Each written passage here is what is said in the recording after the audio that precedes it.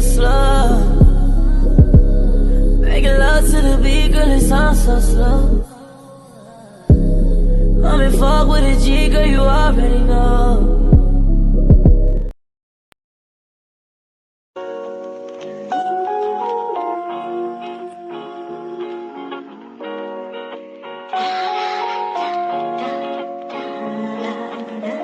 Yo, we back again. Word 'em up.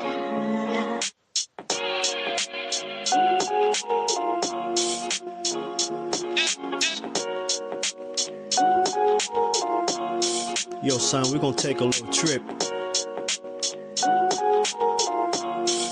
up to Maryland, feel me? Shout out to my sister, yo. You haven't heard lately, I drop a verse daily. I'm about to lay the rose petals for boxing first lady. Ask Cash, she not in it for a cash grab. She passionate when she speaking to make the crabs mad. Ashley's Corner got the news for the boxing heads. Whether you ball, rockin' waves, or you got the dreads. Cowboys bummy, nose runny, ain't nothing funny. These little dummies will sell their own mommy for insurance money. Tuning in on weekends, my favorite getaway. Giving you the boxing analogy every Saturday. Plus she got a hyperlink, so if you got a dime, spend some time and go to bonfire.com/store/love-in-sports, and you can lurk, hit the search, you could get a shirt. If you ain't learned by now, you never will. She got the clever skills where the sneakers are in high heels. All the cats boring now, they was boring then. There's no defeating her. Ashley's like a meteor, with knowledge like a thesaurus encyclopedia. Them other lame channels remedial, make me sleepier. I tried to warn you, if I say again, your ass are gonna. Y'all informants, get the hell away from Ashley's Corner. You lose a leg if you step a toe past the border. You might say you on the block, but this is Ashley's Corner. Word 'em up. Ash Cash. We in the building, son. Judah Ben. Tell a friend, yo.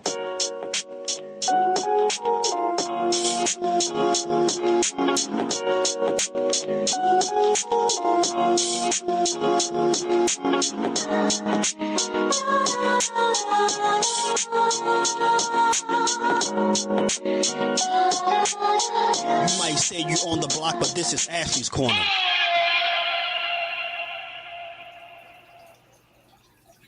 What is good, people? What is good, yo? I love that joint, Judah, man. For real, that's all. That shit got such a cool vibe, yo. The vibe gets me there right before the live. And speaking of the artist formerly known as Judah Ben, Judah Vision is in the house. What is popping with you? Say, let's get it. We finna get it. I'm glad you came in for work though to catch the live though, pimping. Yeah. Salute to you, fam. Crush the legend, the guy with yo. You're my guy, man, Crush. Yo, I be missing the sound of your voice sometimes, bro. You said your voice sound like it got graffiti all over it, son. For real, for real. For real. Salute to you, Jarrell. What is popping with you? Definitely appreciate everybody's support in here today. What is popping with you? The family thing in the super chat. Definitely appreciate you in the super chat with the super sticker. This is for the cool. Definitely appreciate your support, fam. Definitely appreciate your support. Tay, the real queen of MMA and combat talk. Yo, I see y'all out there having a ball. Tell me, is the rumors true, though? They say Vegas is losing a little bit of luster and it's like not that many people out there, yo. Y'all got to come back and let the people know if that's true, because that's what's going on in the YouTube streets. But I see y'all having fun out there, yo. People getting fucked up. Y'all eating good. Glad everybody's having fun out there, for real. Shout out to the LDBC. Salute to you, Mike Biggs. Boxing is in the building. What's popping with you, King? Definitely appreciate you for coming through, Z. Yeah, definitely appreciate those bars, yo. I definitely appreciate it. Yeah, definitely appreciate you. Yeah, it drops fire, right? It's fire, right? Yeah, yeah. Your peep said the same shit, for real? That's real talk. It's real talk. Yo, let's get on to this boxing talk, man. I was going to go live yesterday, but I just didn't feel like it. I was having a lot of headaches. I don't know why, man. I'm about to take some Motrin this morning if they start to get bad. You know what I mean? But I don't know what it was. But I'm here to get it in today. I'm here to get it in today with you. Salute to all the fam that's in the building. Salute to everybody that's gonna come in the building later on in the chat. Salute to everybody that's going to hear this on the replay. The best way to support the channel is to join the channel, but come in and hit the like button. That shit is free 99. You understand what I'm saying? It's absolutely free. And sub to the channel if you haven't already. We're going to get into this boxing talk. I'm going to drop the link like always. I'm going to start dropping the link every single time I go live now. And let anybody that want to cook can cook. This is an open space. You can say however you feel here.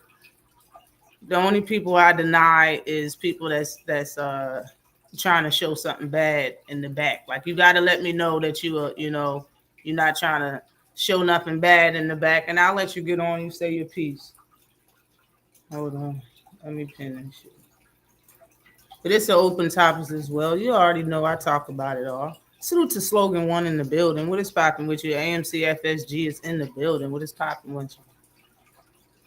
El Conti comes out with his headache syrup. Yo, he probably already got one. I bet you had some serious migraines, been through all the shit that he been going through with Balco, whatever that shit is, all them years ago. I bet he probably got a fucking liquid potion for that. For real.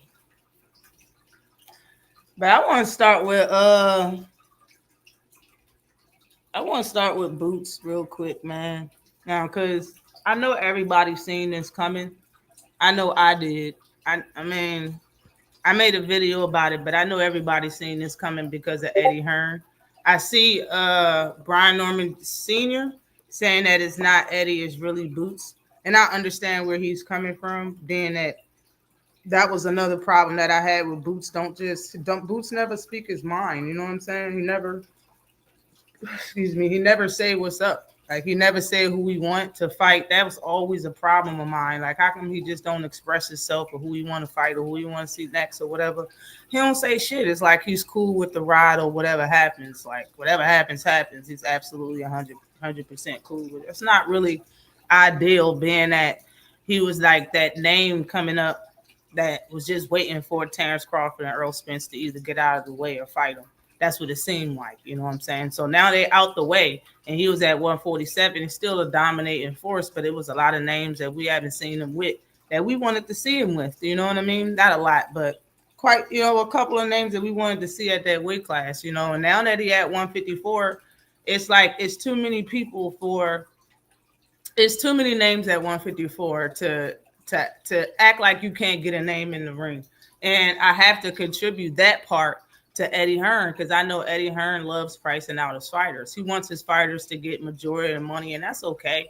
And being that he has Boots, I mean, it's understandable. But at the same time, $500K is nothing for nobody to be fighting an A-class fighter unless they aren't a name.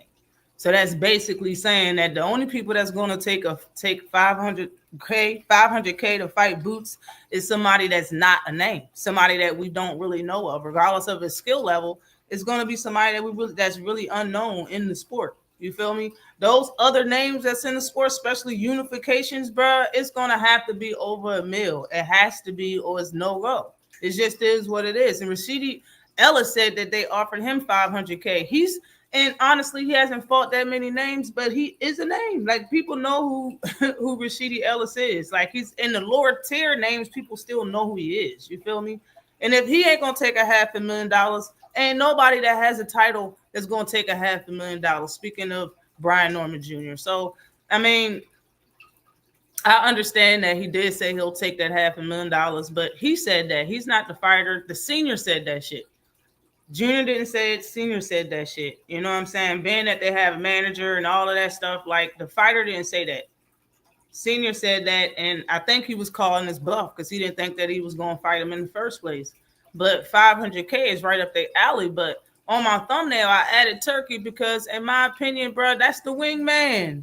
Like Eddie was the ringman, in my opinion. Like, yeah, he's with Eddie and shit like that because Turkey's in another country. I understand Eddie, but Eddie be over here in the States a lot. You feel me? Like Turkey's the guy with all the money. He sent Eddie over there to go get Boots, and now that he's with Boots, you can't get major names in the ring with Boots because of money. Just it just doesn't make any sense. It doesn't make any sense to me. Suits you, cuzzo. What's good? What you just do is in the building. What is popping with you? Hard hitter sports and entertainment. 503 Lion is in the house. What is popping with you, cuz? What's popping? Oh shit. I ain't even see you back there. What's popping with you, Crush? What up? What's going on? Salute to everybody. What's going on, Ash? Listen, What's good? this is some bullshit. I don't give a damn what anybody says or how y'all. This is a moist meter moment right here because I don't know what's going on with Mr. Jabron Ennis.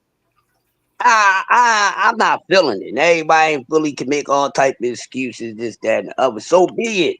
I'm gonna let y'all have y'all peace and I'm gonna leave y'all alone. But I'm gonna speak You mine and right, don't come bro. over here because you're gonna get your feelings hurt. It Jaded. it it seemed like that he's not too sure on himself, you know. And I like quiet assassins, but he's not even acting like a quiet assassin. And this is what people is talking about. He don't even appear to be a quiet assassin. You know, it's good not to talk a lot, but damn, say something. Yeah. Or even let your words be spoken without them being heard. He's not sending that type of message. And this is the wrong time for that because now he's going up to the most dangerous division in boxing right now. Fuck all you haters. You know, men are all men. You want to know who men are all men? Go to 154. This is how I feel. Um, so I think he knows what's there, and he knows that is a great challenge there. And I think that he's somewhat afraid. Yeah, I'm saying it. I think he's scared. Who gonna say something about it? Who? I don't give a damn. You can yell up and down all you want. Give me a better reason. Now that everybody say you shouldn't resign with her and all right, I get all that. But motherfucker, do something. Yeah, Because I right heard. now, it's making the city look bad. Right now we in the violin stage. You know, ain't no funky drumming going on with Boots right now. Everything is violin. Wah, wah. Come on, he got to do something. Yeah. But yes, but this is a sport where you got to make decisions for yourself. This is a man's sport. I don't give a damn if they got their daddies or not. Still a man's sport. And then if your father can't treat you and respect you like a man in a man's sport, then daddy don't need to be a part of your career in the man's sport, or maybe both of y'all asses need to get the fuck up on out of here and let the spots be filled by men who's going to get in the ring and do what needs to be done. But it's not looking good for him.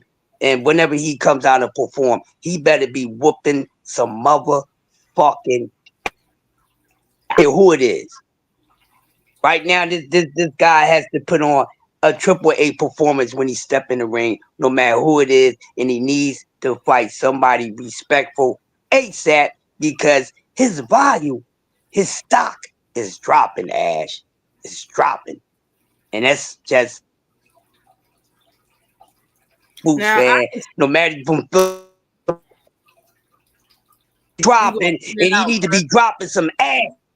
You just going in and out, Crush, a little bit. Uh, he need to be dropping some asses ASAP because his stock is dropping. Yeah. I heard His somebody say stock is that he dropping. wants two more tune-ups before he really fights a name or Virgil or something like that at 154. I don't think that's good enough because he has too many fights, bro. Like you got too many fights. And just do I hear what you're saying? And that I believe that. I believe he don't call the shots because you have Turkey ass, which is Turkey's headstrong in making fights that he want. And when you don't make it, he does something about it. Like he be acting petty about it and do petty activity, he does shit about it.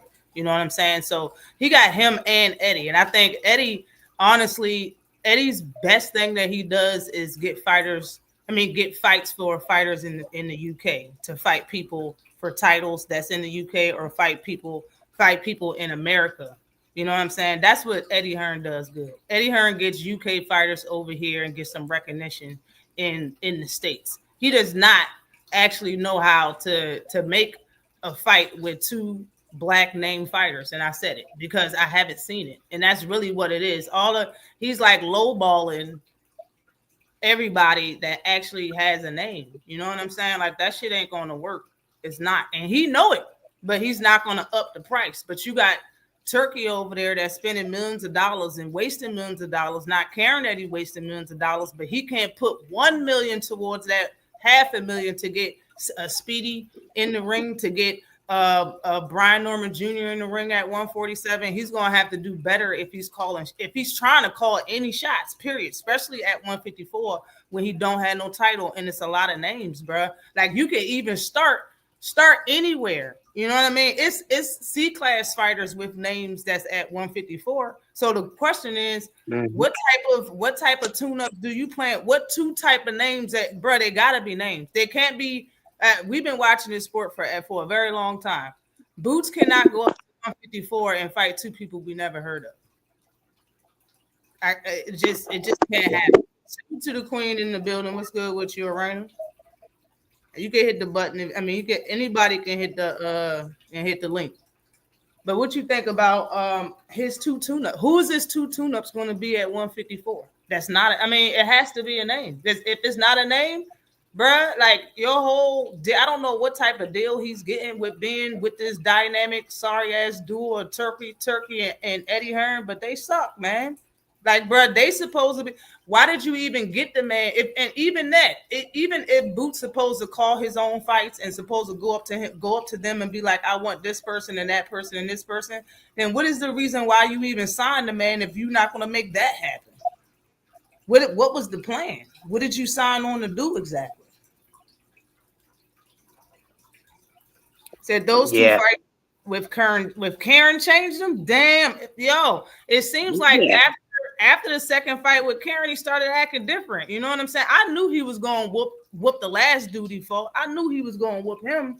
But damn, how are you going to go up and wait and say you need two tune-ups, man? You might as well go up and wait and just call out two names, bro. And just say to yourself that they tune-ups. But coming out to the public and saying you need two tune-ups before you fight XYZ, it just ain't cool. Don't Boots got like 30 fights? Yeah. 31, I think. 30 or 31.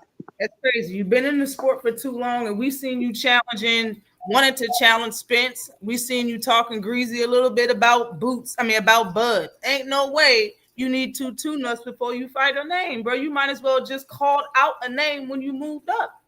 You might as well moved up and was like, you know what? I want to fight Xander Zayas. Just go up. Just say it. Just say that is better than telling everybody that you need two tune-ups, yo. Jay Dixon say Boots is moving like the next Bud. He has the skills, but he's just fighting the wrong people. Yeah, like 500K, yo. See how Speedy said 500K wasn't enough, then came back and said he'll take the money, but it's gonna fall on Boots when he doesn't get the names in the ring. Eddie Hearn got to do his job. That's what I'm saying. I'm saying the same thing. Like and Eddie and Speedy is like the lower tier of names. You know what I'm saying? Like that's step one. That's step one of the names. You know what I'm saying? Like the top is probably Vergil Ortiz and shit, but you can't get Speedy in the ring, bro. But you're gonna have to up that 500K. Yo, Turkey can't be out here spending millions of dollars on that 3-fight event in New York. And I heard, he paid Ryan Garcia like $10 million to fight Rolly. Are you kidding me, son? Like y'all are really, everybody know. And just like I said years ago, and people was like, I don't have no proof about it. There's proof about it now. Devin Haney came out and said, this is boxing and everybody's in everybody's business. Nothing's a secret, which in my opinion is fucking obvious. All right. This is it's depending on your position in the sport is a difference of 2 zeros on your check, son. It's a difference of millions of dollars depending on your position. So yeah, everybody's in everybody's goddamn business. Everybody knows somebody that knows somebody that's going to tell somebody else's business. Yes. This is the same reason why you got YouTubers don't have shit to do. Content creators don't have shit to do with fighters, but y'all got the inside scoop, right? Y'all got sources, right? That's because everybody tell everybody business. Now you can't tell me that stuff that happens in boxing comes out of boxing and YouTube content creators find out, but other fighters don't fucking know. They know. Trust me. Every fighter knows what another fighter is doing. So fighters coming out and calling out another fighter it ain't shit. There's no real meaning behind calling out another fighter unless you actually make phone calls and do the paperwork behind it. It's just talk at the end of the day. But when Boots refuse to do that part of the business, when you refuse to just talk and all you're doing is fighting, it's cool. All the names that's on that man's resume are people that's on their way out the door. All of those people are way past their prime. Most of those people that's on his resume, you know what I'm saying? That's actual names. Being at 154 is where it is, and there's so many names there, it's no excuse anymore. Something's got to change in his team, or he needs to make a statement about what's going on in his career because it's looking bad for him and nobody but him. Salute to Just Do in the building. What is good with you, cuzzo? What's going on, cuzzo? What's good, Crush? How y'all feeling? Hey, man, I hear y'all cooking, man. I hate what Boots going through, man. He gonna have to make Eddie Hearn do his job. And the problem is the order in which he went to go select opponents. A lot of people don't know he started with Boachuk. He started with Boachuk. That was the first choice. Boachuk chose to fight Brandon Adams, the guy that stopped him. He gonna fight him on the Canelo undercard. So he moved on past Boachuk. He went to Brian Mendoza. Brian Mendoza said he ain't like the money. He moved on again. It was Josh Kelly. He said he ain't like the money. And then it was a discrepancy about if he was gonna fight Jesus Ramos. Now that was nasty work because it wasn't Jesus, it was Abel Ramos that they offered a fight to. But that dude fight at 47. So that was nasty. But now they where they at now. It's Boots. He gonna look crazy if he read up with Eddie Hearn and he's not able to get him a marquee name in the ring. Because it's looking like it's him, right? It looked like Boots don't want to fight. But I don't think that's the case. I did hear Turkey put out a bit of misinformation with the tune-ups. I hear that he wanted to fight one tune-up fight and then go after the rest of the guys. So if you Boots, he can't get caught up in the shit he can't control. You got the dude Lima that I think you're gonna fight in October. Go beat his ass and then go put pressure on the rest of the division. It's nothing you could do about the situation you in right now, but just go handle the fight. Go beat that guy ass, get him out the way, and move on. And I think he got to go for a notable name after this little warm up fight because people don't want to see nothing else. Most definitely. It's too many names there, too. I'm not even asking to go after Vergil Ortiz immediately. You don't got to go after Vergil immediately, but it's too many names, bro. Especially I forgot all of them people was still fighting at 147 that he put on his resume. I can't even remember a couple of them people names, but I didn't even know they still fought. I thought they retired, and he was in the ring fighting them. I was like, damn. You know what I'm saying? He still fight. And he was over there knocking them out at 147. Like now at 154. At 154, man, being that he got 30 some fights and Boots 30 years old or something like that, which it don't really matter because he still got a lot of time. But I'm saying, man, it's looking awfully bad for your legacy. And I just believe that he's not that type of person. I just don't think he's the type of person to get in another fighter's space, personal space, and talk shit. Because honestly, I mean, you safe as hell just talking on the mic with nobody around and calling the fighter out. That's what you're supposed to do, and he won't do it. So he definitely not going to go to a fight and call somebody out or get in somebody's face and shit. And that's what people want to see. He's not going to do nothing. If you're not going to do nothing but just fight, bruh, they're not going to say nothing. That's why a lot of casuals and diehard fans is going to point the finger at him because he's not doing anything to change it. You know, I You know he hears you what's speaking going. facts. You speak all facts. He too quiet. I said that too. Yeah, I get it. That's your personality, but you gotta understand the game you in. This a different. You gotta understand the sport that you in, bro. So these conversations take place regularly on these boxing circles, the internet. And then all you gonna do is keep allowing her to speak for you. You're going in and out, just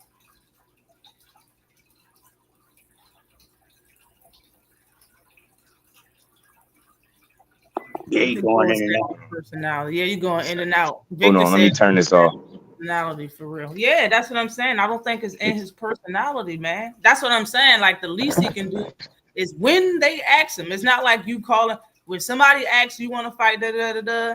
Don't say, "Well, my team and da da da," or short and be like, "Man, shoot, we can fight next." Like, give me some energy. And even that, when somebody asks you, "Who do you want next?" Just say what. Just say a name. Say somebody that everybody know, man. So people know that you want the smoke because of the way you fight, not the way you talk. You don't have no energy behind the shit that you say. Especially when hold up, when Boots walked past them. I mean, but when Bud walked past Boots, people looked at that energy a certain type of way and ran with it. And I definitely understand because it was too much smiling, too much geeky to he. I mean, I understand. It's just a sport. But bro, you don't even talk. Like people already were saying that you was capping, you really didn't want to fight Bud and all this other shit. So your energy when he walked past you is just everything just looks bad. And all he needed to do is turn Mm-hmm. on that camera one time and say something, bro. Why alone in the car, alone in your house, bro? Facts, Say something. That's all you facts, gotta do. Squash the right? BS. He got to speak up for himself. He do. Snoop calm That down. quiet shit ain't gonna work. It's not gonna work, bro. Not in this. Not until you got a mouthpiece like Eddie Hearn that won't shut up about how good you are. You gotta make that. You gotta make that shit make sense. Being quiet ain't gonna work, bro. He said it in the interview how he was gonna be more hands on. You need to be more vocal too. I ain't saying do 100 interviews, but he got to understand the power of his voice and the platform. People will tune in and hear you speak about your own situation, and it's like you got to get out of allowing other people to speak for you. You're a grown man. You got to speak up, bro. Or your reputation shouldn't be getting dragged because of what people don't understand. And I was saying, and what I was typing in the chat, like these dudes don't make the calls. I think he read up with Eddie Hearn. I think he just going with the plan. But you got to understand how much this guy talk. He put out a lot of shit about you, and it's like, and then it don't add up. You did all this Virgil talk, but you fighting Lima. You get what I'm saying? You got So what did he Chuck, all say these about different Virgil? names. I missed that. What did he say about Virgil Ortiz? No, just saying, that they offered him to fight right away, like with Boots. This is Yeah. what he said. This Eddie Hearn, like, yo, we offered it, but Virgil wasn't ready by that time. He had a hand injury. So it's like you make people think that that's where you're going just to go the opposite way. So you talk Virgil, but we got Lima.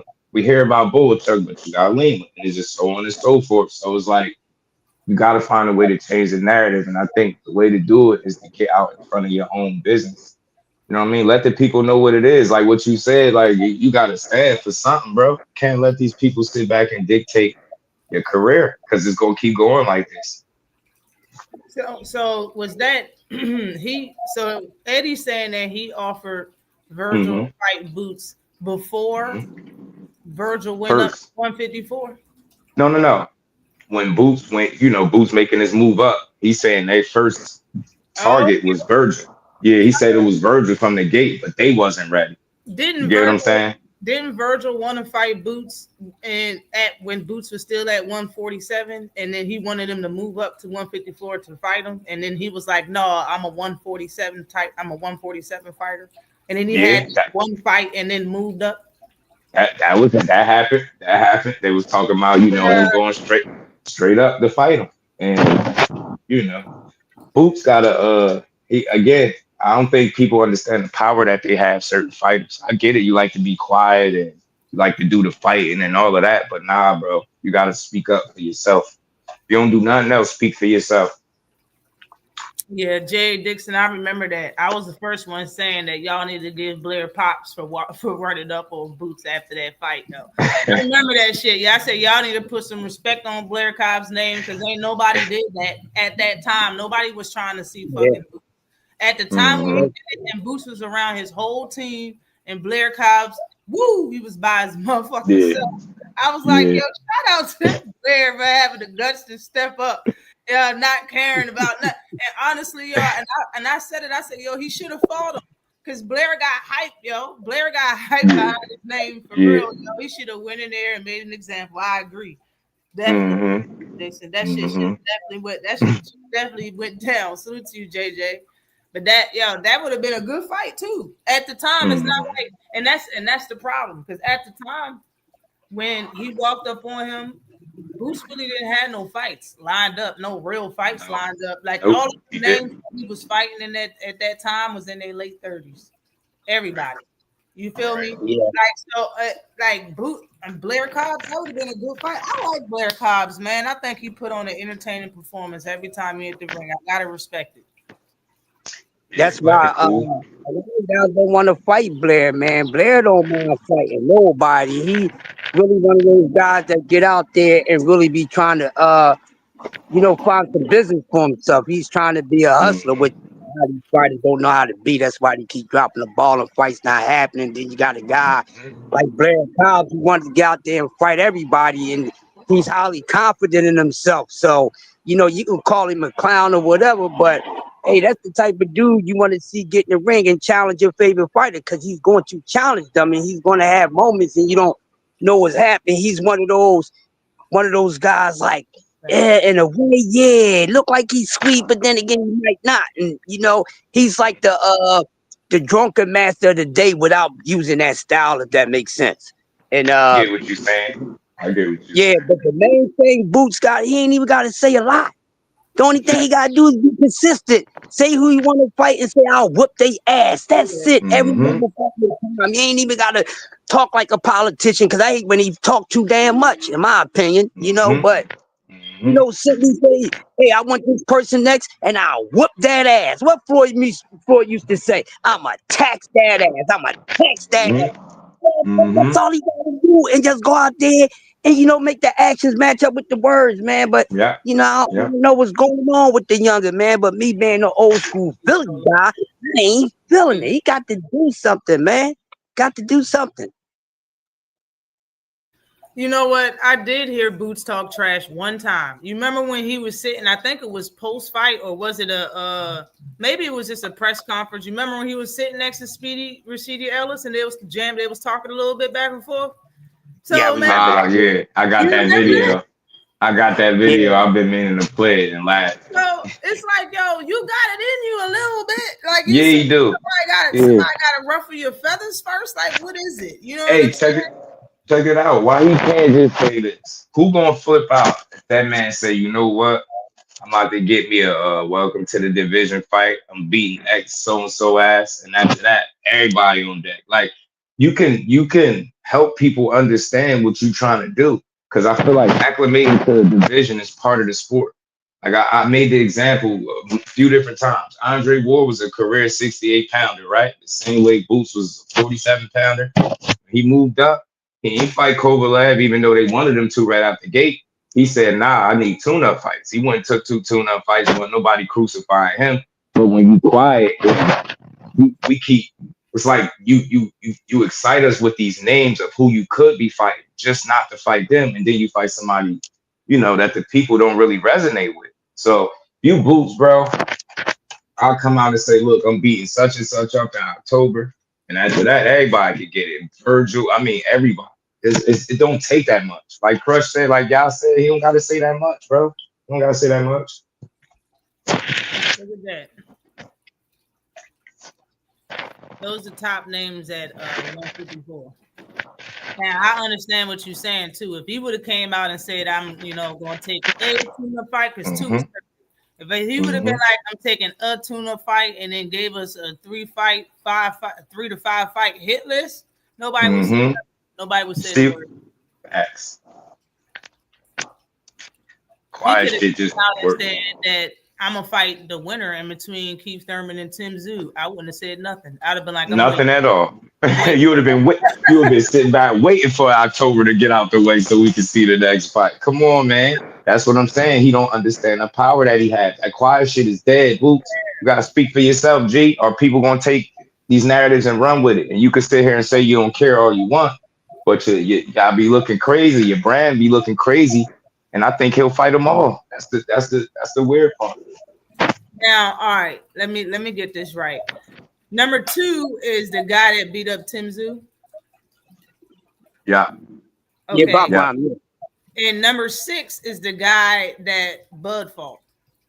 Yeah, Mad Jamal. Mm-hmm. Yeah. All right, okay. I be getting them jokers mixed up. And who is number 5? Number 5. Boachuk. Yeah, that's Boachuk. Vergil. He fought Vergil, and that's the one that dropped Vergil. Before or after he fought Mad Jamal?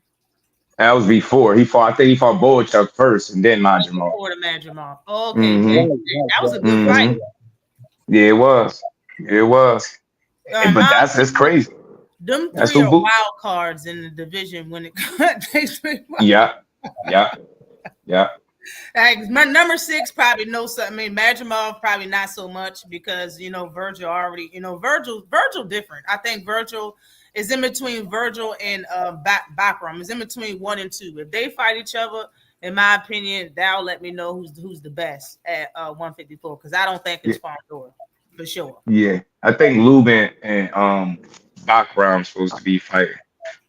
Yo, if Boots came out and just stepped on and kept calling out Korner Ben, what? Like he could put all his energy, all this I'm ducking stuff.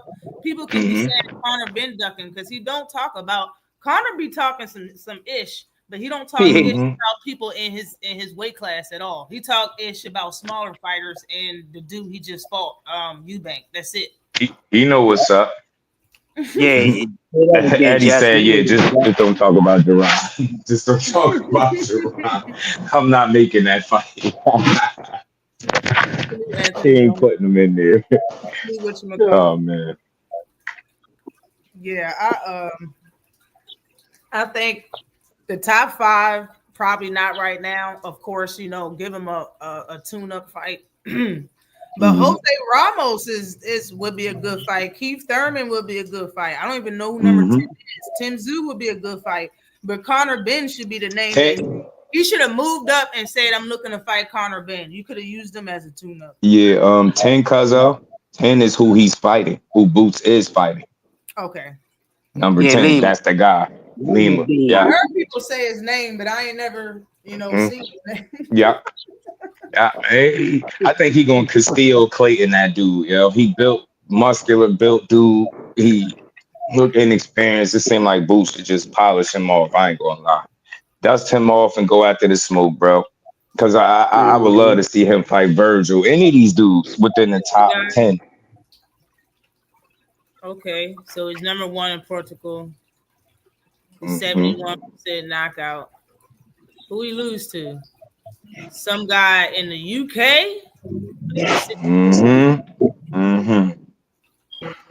Okay. 10-round fight.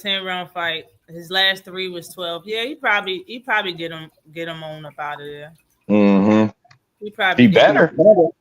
He ain't got no choice at this point. Boots, it is out of your hands because you out here letting Eddie do all the talking. So he'll be the first time he gets stopped. So that'll be a good look. They got a horrible record, 14-1.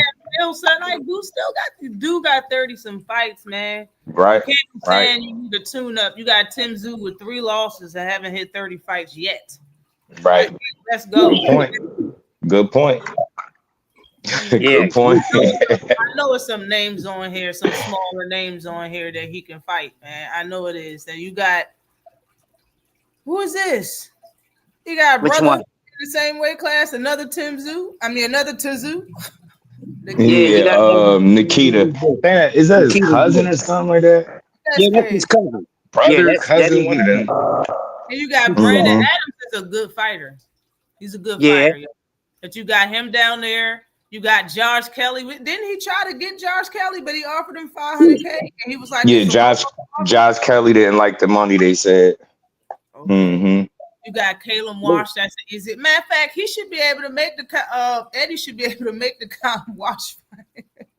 He should be able to get Caleb Wash in the fight with him for real. He should be able to get that. And Charles Conwell I heard they offered Charles Conwell to fight, and Charles turned it down also. Yeah, probably because of them sparring sessions. Mm-hmm. Yeah, I don't be trying to be funny. Look, we talk boxing, man. Them sparring sessions, people don't be confident, man. Boots be. I done heard some wild stories about Boots that it sound like you would think I'm lying. Like the shit he do to some of these dudes is sparring. Nah, I hey, believe Hey, Jess, you know I'm from the city, Jess. hmm Yeah, don't talk about it. It never did. Yeah. So look, y'all. He be This disrespecting this cats. what I think is going on with Boots, y'all. I think he had a raw deal. Why I say that? Because he was at 47, where the two champions wasn't going to fight him. I was talking about that the other day. You know, dude kept trying to argue with me that he had an opportunity. I'm like, when, when did he ever really have an opportunity to fight Earl Spence or Terrence Crawford? And when they did fight, they both dipped up out of the division. His big fight at 47 should have been Vergil. He got sick. He out the division. Now Boots left there with who? Just fighters. You get what I'm saying? Nobody real notable. And then it doesn't help that you 30 plus fights in, still playing down there. Then now you moved up. You got to get your foot in the door the right way, man. So I say you got to make a splash. Step on some shit, man. We hear too many stories about this dude, and it's a disservice to keep putting him in there with these run of the mill kind of fighters. That's just nasty work, bro. 30 plus fights and he don't got no notable name. It's crazy. Yeah, 30 nobodies. What's going well, on? That shit crazy. See, like I said, it's not about how many you beat. salute It's AJ. who you beat. Not how many you beat. It's who you beat. And this nigga got Mm-hmm. 30 something fights and it ain't do no damn bad. You know what I'm saying? Yeah. Man, Are you so right? I want to talk about Lamont Roach. I want to switch topics to Lamont Roach. I haven't really talked about Lamont Roach since the fight. Well, I talked about the fight, of course, but I haven't really talked about Lamont Roach. I mean, I already knew that he was gonna take off and do whatever. He could do whatever, but like Mm-hmm. I heard him say he was coming off of a rivalry draw, and I was like, bro, I can't. Now I can't. Mm-hmm. Now I have to say something. A robbery draw, yeah. A robbery draw. Now, so I wanted to say that Lamont Roach and I meant to pull this up. Shit. No, yeah, I did. Lamont Roach been fighting for 11 years. Okay. Put that in perspective. He's been fighting for 11 years. He's fought at weight classes. He got a title. He's took a loss. He's been through a lot. He's been in this game. Not until he got a draw, because he already has a loss. Not until he got a draw with Tank Davis as he came out and blossomed so damn much. Okay. The man has been going around and starting up. He's been starting up what do you call it? Twitch accounts for video games. He's been going back and talking about the fight and reviewing the fight over and over and over and over again. He's now came out and said that he don't think the fight is going to happen. He laughed at when Tank was got arrested, all types of stuff. You know what I mean? So I don't know if the fight is going to happen. That's not really what I'm talking about. I don't really care. I just think that Lamont Roach, being that he's been fighting for 11 years, it took you getting a draw with somebody that you actually was friends with and grew up with to change so much. And it's crazy to me. The fact that a lot of fans now are trying to say the same thing that he's saying, like, oh yeah, he should have won the fight and it was a robbery draw, like he's saying. Now I'm gonna say the same thing that I said after the fight happened. Being that one judge said that Tank won the fight and the other two said it was a draw, tells me and everybody that nobody None of the three judges thought that Lamont Roach won at all. Okay. So regardless of him taking the knee, regardless of anybody's thoughts behind the fight, what happened happened. And that's why he wants the rematch, because he wants to clear it. And honestly, in my opinion, it's too many things that's happening in the sport for people to talk about Lamont Roach. That is why he continues to bring it up, because he continues to want to be relevant. Now, we've seen this 1,000 times, especially with people that Tank already fought. They're going to do something to continue to be irrelevant. I mean, continue to be relevant in the sport. And when it comes to Lamont Roach, this man is talking about moving up and fighting people at welterweight. Like, I really think Lamont Roach has lost his motherfucking mind. Anything that sticks, he's gonna say. Honestly, what y'all been thinking about Lamont Roach? Salute, Victor. What is popping with you? Yeah. Salute, Ashley. Good morning to you, sister. Good morning. Go ahead, Justin. Lamont been on his own. Only place where I could level with him. Like I don't like to call nothing no fights robberies. That shit was way too close and competitive for somebody that had got robbed. I could level with him in terms of seeing somebody take a knee and then not get counted. Some confusion there. So maybe that's where he feel like he got robbed. But as far as that action, even he said it out his own mouth. He ain't do enough. He said that. So kind of got to eat it, man. I think that's the only case he really got, right? The situation that happened, and because it just switched roles. Say Lamont was the guy that took a knee, shit like that. You get what I'm saying? And for it to end up being a draw, so that's the only place where I can level with him. But again, that's up to the referee. When you said that, makes me think of the time when he dropped Ryan. You remember they still called it a 10-10 round or some shit? They acted like he even dropped Ryan's ass. They called it like that on the scorecards and everything. A lot of people walking around acting like they're doing favors for Tank. No, the fuck they're not. A lot of times people be saying that Tank wasn't winning the fight, but he actually was, or the scorecards would be off, but he still knocked the player out. Like, so I mean, I'm not going with the favoritism thing either. But right. Go ahead. I agree with you, Ashley. I agree with you 100%. Hey, Ashley, let me say this real quick. Let me insert my perspective on the Tank fight. And you're right. When Tank knocked Ryan down, they had them scorecards goofy as far as I'm concerned. But let me give my spin on this Roach fight. I'm gonna say it like this. First of all, Tank won that fight. And the fact that you pointed out, and nobody mentions this, they talk about that fight with Roach. They've been talking about it ever since it happened. And months have gone by, right?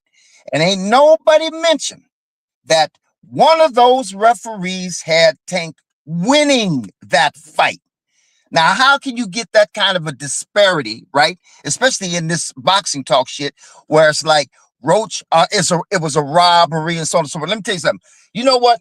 I just watched the fight the other night. I forgot which one it was. I think it was with Valdez when he beat up that big boy and damn near killed him in the ring. He hit that guy one time, wobbled him, and that guy used the ropes to keep him up. You know what the referee did? He made the decision, and this is the way it goes typically in any fight. If this happens, if a motherfucker gets hit and he sits on those ropes, the ref will intervene, stop the fight, and give him a 8 count, because it's his determination. It's making the determining decision. And he's an official, the ref. He said, if it wasn't for them ropes, you would have been on your ass. So I'm giving you an 8 count, right? So that's the ref making the determination. And that's why he is an official, because officials are the ones who make the call at the moment in the fight. All right. So when Tank took that knee, if you'll notice, the ref was getting ready to, he started counting. And then Tank turned to him and said, hey, look here, don't do that. I just had something in my eye. I need to get that shit wiped out of my eye. Let's move on. Let's keep this fight going. And the ref knew that Tank didn't get hurt to take that knee. He knew that. Anybody who's watching that fight would know that Tank voluntarily took that knee for whatever reason. It wasn't because he got knocked down to his knee. He backed up and voluntarily took that knee. That's easy to see. So anybody saying, well, he took a knee, so he should have doesn't count. It's what happened, like you said, and the ref made a determination after Tank explained it to him that, okay, I agree with you. I can see it. Just don't do that because it looks like this. And even when he went back in the corner, Tank went back in the corner, coach, I forgot which coach it was, said, you know, that looked like a submission, right? So it really wasn't.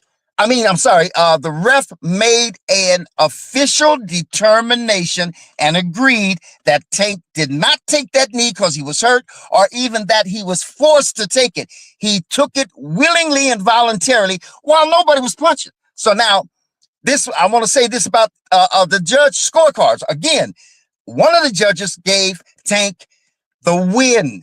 And as far as I'm concerned, in my analysis of that fight, Tank hit Roach more often, with more accuracy and more veracity. So if one nigga hits a nigga and he touches him, but another guy hits, but the other guy hits with more power, more accuracy, more veracity, that's a better score. Just because both of them hit each other, the better score goes to the one who hit with more veracity and more accuracy, got that target. Now, why did those refs make that judgment? Here's my spin. Tank took that knee. It was controversial, right?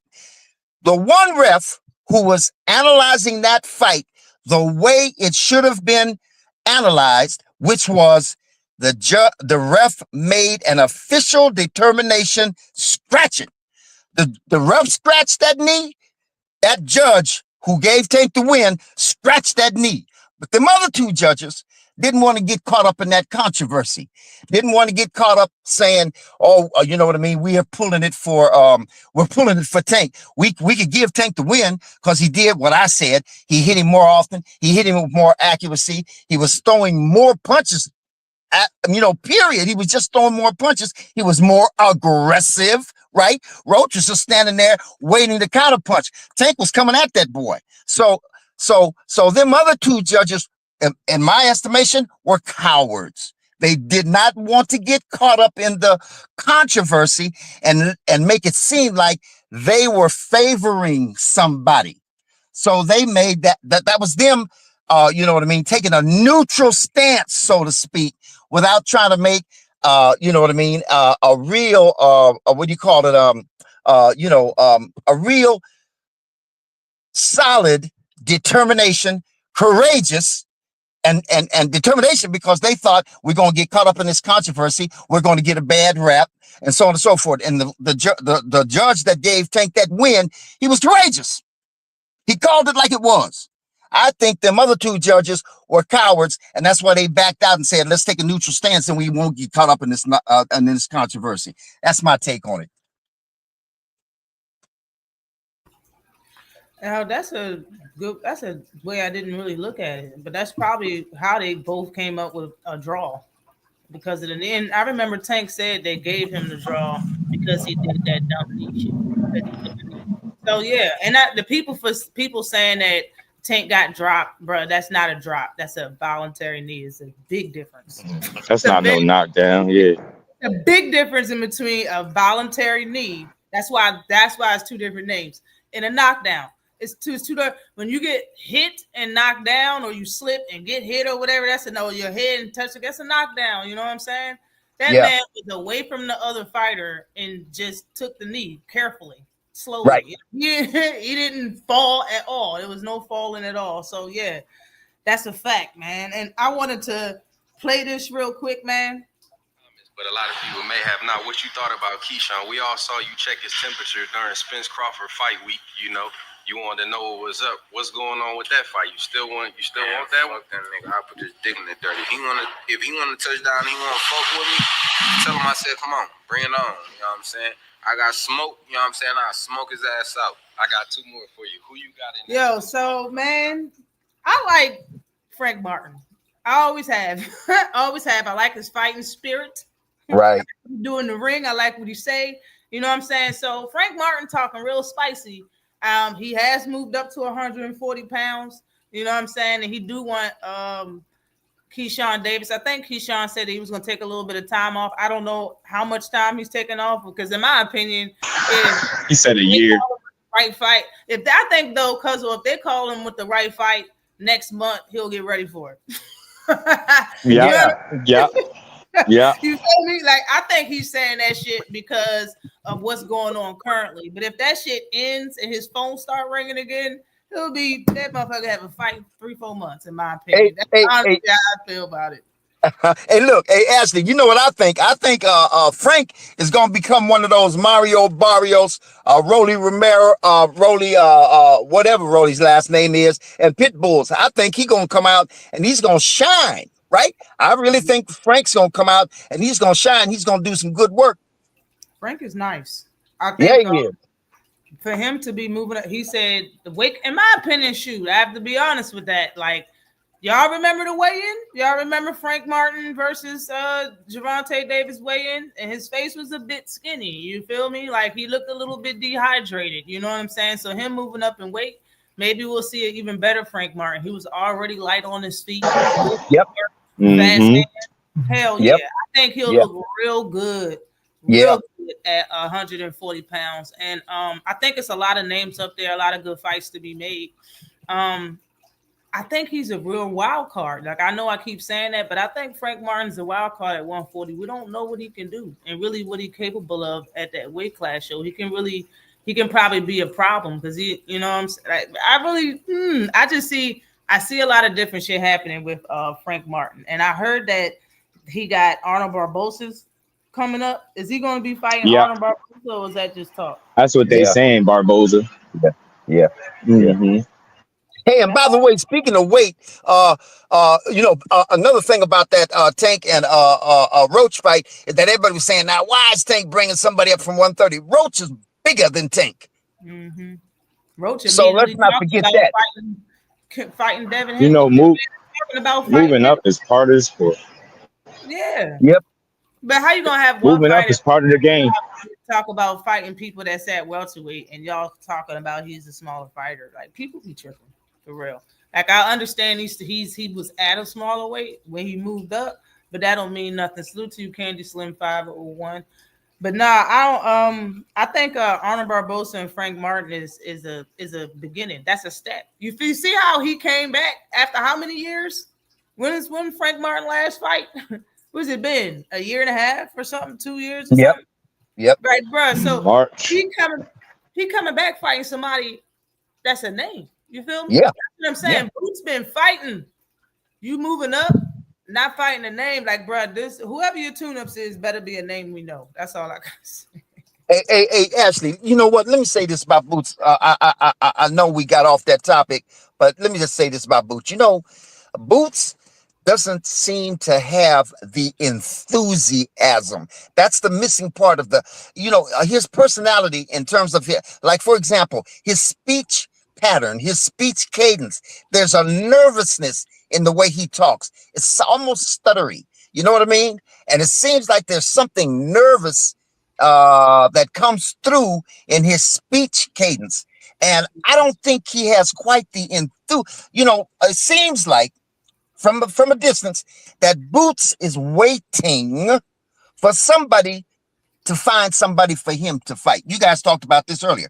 It seems like he just sits back and waits for somebody to be placed in front of him instead of him, like you guys were saying, speaking out and saying, I need, and you got to take, and I said that in my in the chat, every fighter has to take, to some degree, remember, it is your career. And I know you've got your promoters and all the rest, but it's your career and you have to guide them. I mean, I can understand how some promoters are so good at it that you can say, I'm going to go ahead and leave it in his hands because he's taking me up. I'm elevating. I'm improving. I'm moving up the line. But if that's not happening, then you need to catch on to that and you need to take control of the wheel, right? So even though fighters, for the most part, have promoters and all of that stuff, like I said, they have to remember that they have. And so when it comes down to, for example, personality, like I just said, you have to find some kind, get in a mirror somewhere, you know what I mean, and pretend like you talking to a crowd, because there's a nervousness in Boots's speech cadence, and what it seems like it's in there is this lack of enthusiasm. And most fighters, especially champions, have an enthusiastic attitude about fighting, and sure enough, winning, of course, that goes without saying, and that's in there. And so that kind of pulls out with that enthusiasm, that enthusiastic energy, right? That pulls out some of their speech patterns, some of the way they take control of their fight is what I'm saying. And so I think that's what's missing in front of for Boots. And it seems like I said, on the surface, it seems like he's waiting for others to control his career and fight who they say he's going to fight, or who they put in front of him, instead of him demanding, instead of him putting some kind of demand on what he wants. Yeah, a lot of people say that. I just think it comes down to if Boots ready Hearn, right? Because he signed re-up with him, right? I was saying this before, not in control of their careers. It's a very small percentage of the fighters that guys like the Canelos, Floyds. It's not a lot of fighters in that driver's seat to be able to kind of dictate the move he made. So it's really going to come down to if he really trusts in Eddie Hearn. And yeah, if he ain't going to switch up coach business in terms of speaking for himself, then he got to understand there's a lot of criticism that's going to come with it. And he just going to have to endure. And if you ready to, have some people for a while, then he'll get strap up and get ready. But I'm a benefit of the doubt, man. I talk to people offline about this dude. He hear a lot of this criticism, and from what I understand, it's motivating. And I think it's one of those. It's just a matter of time for Boots. His 47 run was tainted because of the two champions that he never got to fight. Vergil getting sick. Here now, you kind of get a restart. So go beat up Lima in October. Down Vergil, whoever else. You know what I'm saying? If I'm Boots, that's how I'm doing it. I'm a side with him. I'm a lean towards Boots. I think he want to fight all these guys. We want to see him fight. It's just a matter of how he get in there. I think that's the difference, right? Are you gonna sit back and let that opportunity open up, or are you gonna kind of put your foot down and get me that dude? So I'm gonna just sit back and wait. But here, even offline, man, Boots won all these dudes, and he motivated by the stuff that people say. You know what I'm saying? I was talking to YSM. He said, Boots be having to calm him down and stop him from going crazy because he be respond to all the criticism that he getting. But he like, me. So I'll take his word for it, man. I hear Boots really want all of this. He just gonna see. I'm gonna sit back and watch. I feel like that happens. It got to be up from another welcome to the division done and go after all the top guys. Yeah. Right. Hey, but you know what? Let me tell you this. I'm not also sold on. Everybody's sold on Boo. We had excuse me. We got this boogeyman and that nigga talk all the time in boxing, right? So let me take you back a ways real quick. Back down memory lane. We had a great day of fighting. I think it was one of the greatest days of fighting of that year, and that was 3 so-called. We had Matthias, the boogeyman, right? We had Antoine Russell, that nigga. And then we had Tank with Frank, right?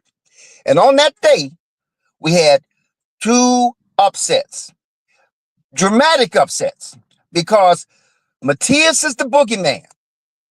And he went in and fought Paro, the white boy, right? And how did the white boy beat him on the back foot? Here's the boogeyman in the ring with a white boy who's fighting on the back foot, defensively, somewhat Shakur-like, and he beat Matias. How'd that happen? And then you had Antoine Russell with Puel, and Puel did the same thing on the back foot, defensive. For the most part, you could say running. That's how when you fight the entire fight on the back foot, you might be a great counterpuncher, which Puel is, and so on and so forth. But you're avoiding the aggression aspect of it, and all you're doing is fighting defensively. So that's just a subtle way of saying, nigga, you running. But he won the fight against that nigga, Antoine Russell. Right down the road and around the corner, there's Tank. What'd he do? He knocked him out cold. So who carried the day? That beautiful boxing day, who carried the day? Tank did.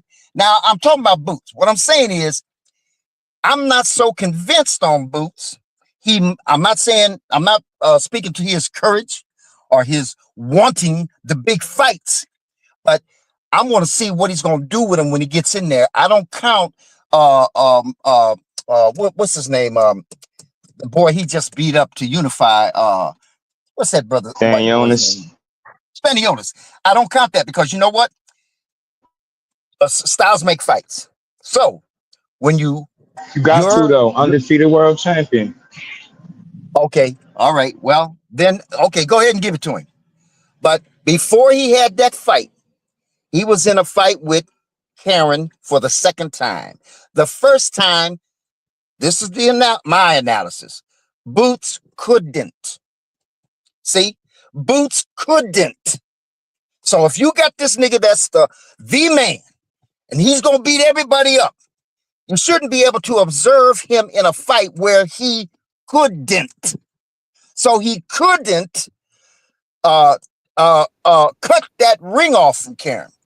Why? He's the nigga. He's the man. He's the skilled, a better boxer than, you know what I mean? Why couldn't he cut that ring off and get that boy? Then he fights him a second time. And guess what he couldn't do? He couldn't stop them left hooks. He couldn't.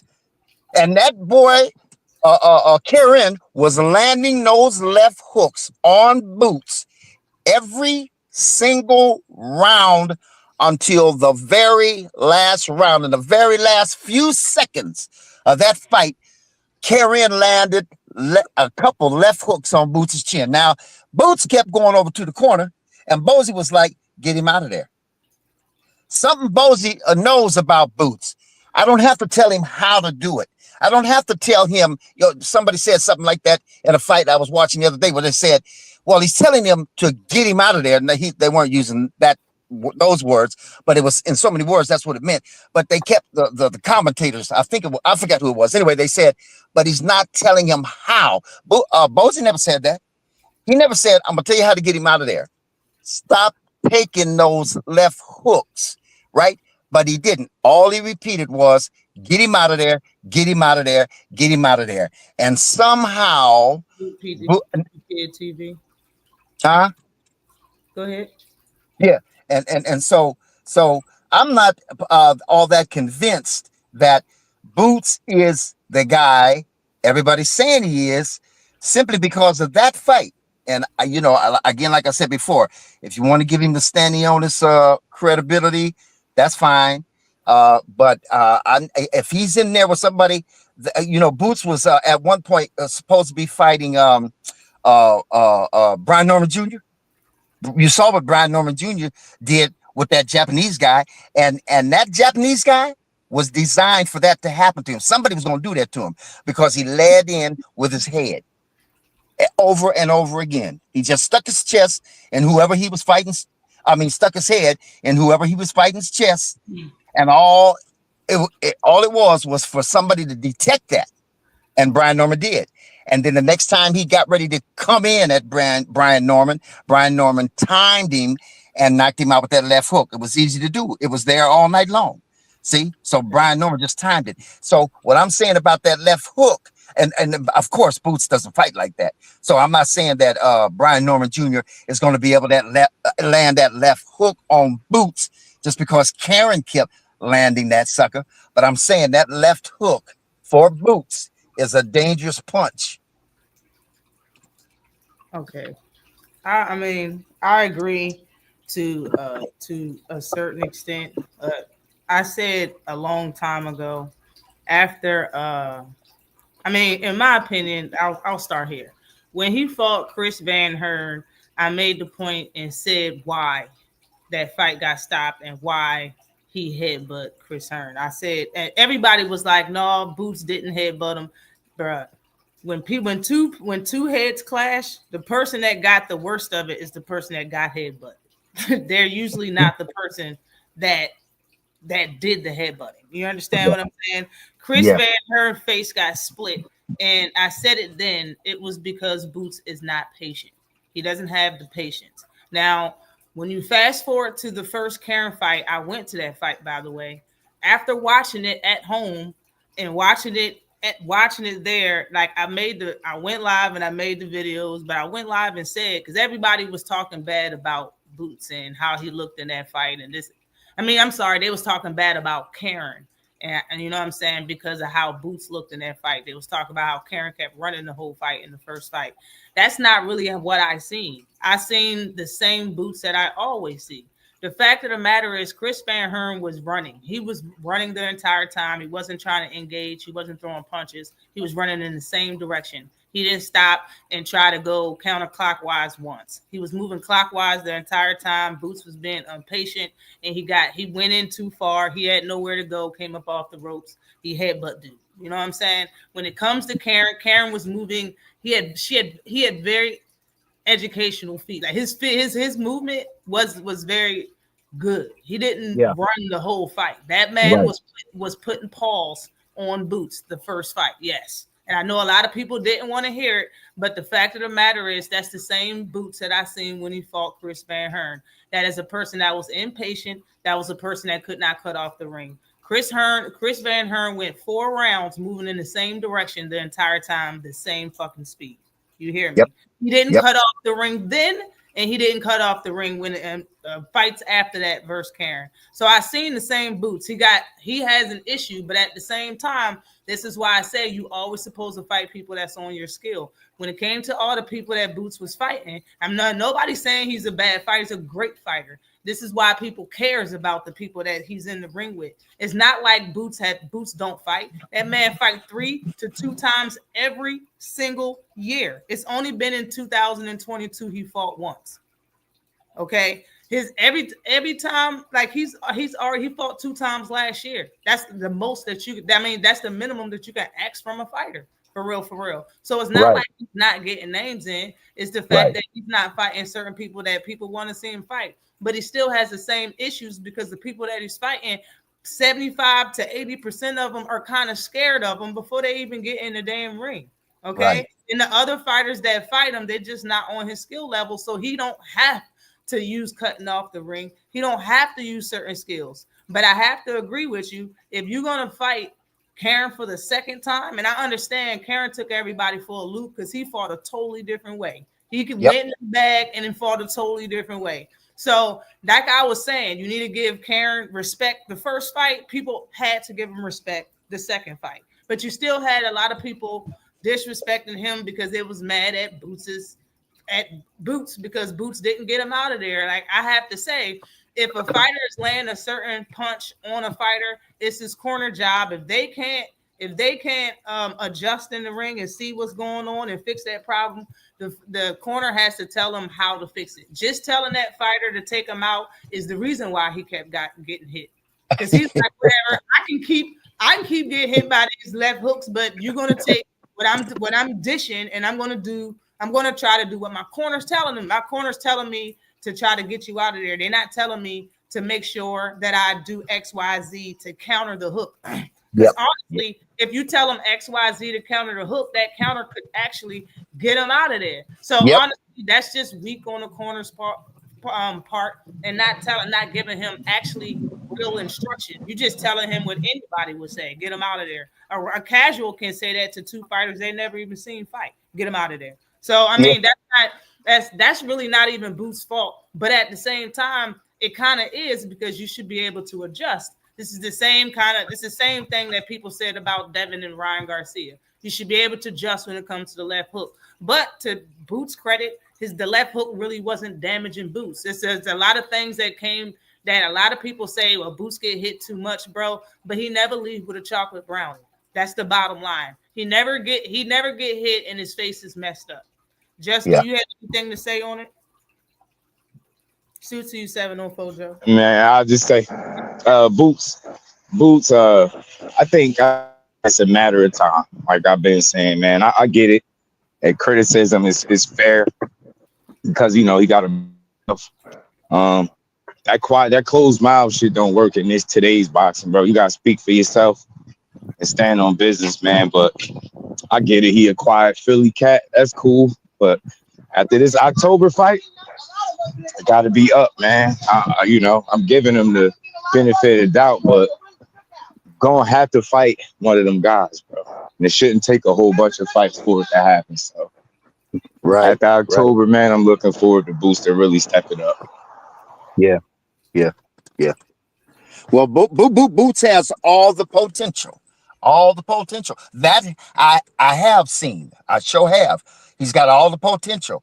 It's just being able to put it to use on every occasion. That's the consistency. You know what I mean? Consistency. Just put it to use on every occasion. Right. I mean, you know what he don't want to run into too, because he 30 plus people feel like he ain't had no true step ups. That could be detrimental too, because you're not testing yourself. Of course, you establish bad habits. You in there with people who push you and test you the right way.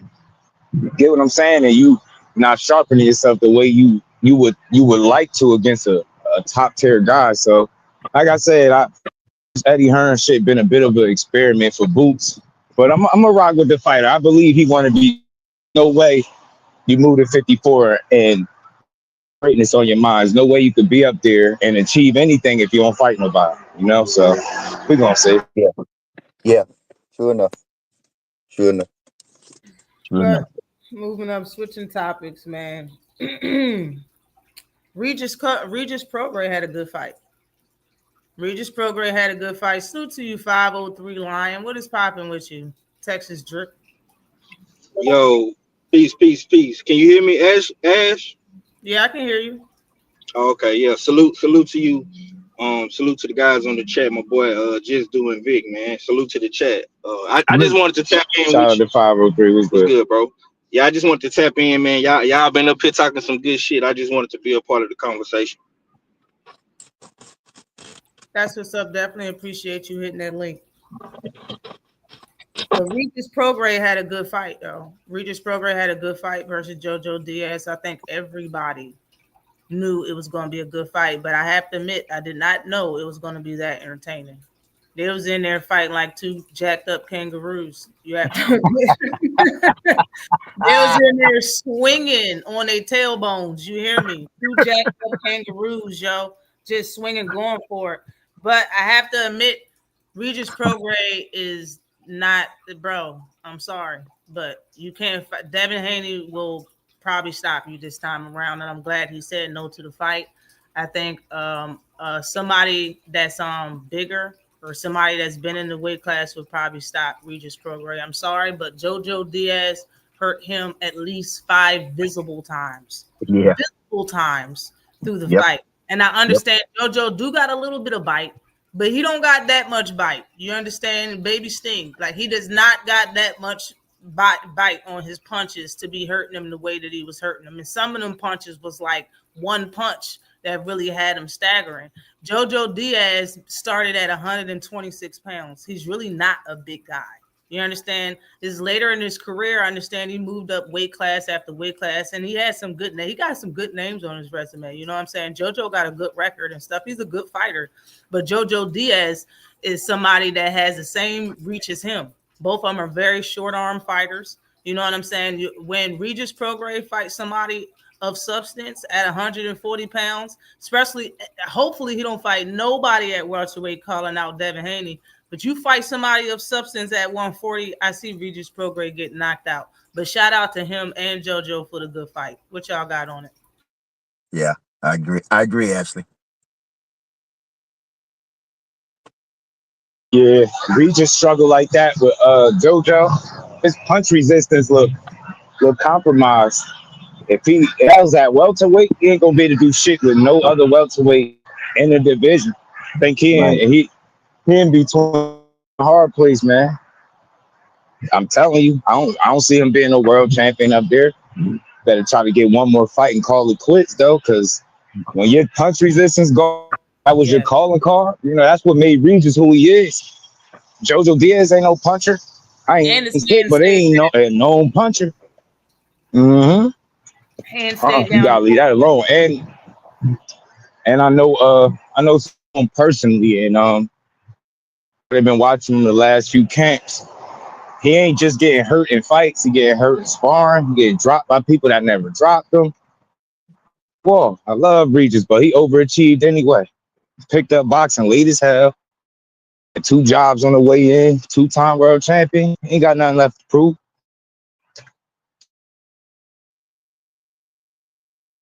Yeah, that's true. That's Yeah, true. I mean, listen, man. I'm in Houston, so I'm privy to a lot of information about Regis. Like he been moving a little different. You know what I'm saying? He got rid of his coaches, his team, his original team who he came in the game with. This fight he trained with Coach K, which to me didn't make any sense.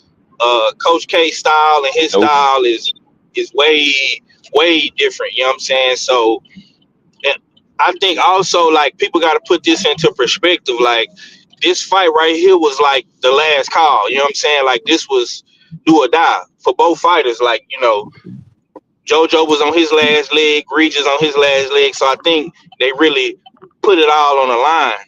And for me, I don't think Regis necessarily has to like retire and not do anything else. But moving up to 147, I understand what he's trying to do. He's trying to get the big money fights. It's really not no big money fights at 144. So uh, maybe if he could get like a Hitchison's or a Teofimo or something like that, I don't know. But yeah, man, I think Regis just he did overachieve, but I really think he just went balls to the wall. You know what I'm saying in his last fight with JoJo. Right. Right.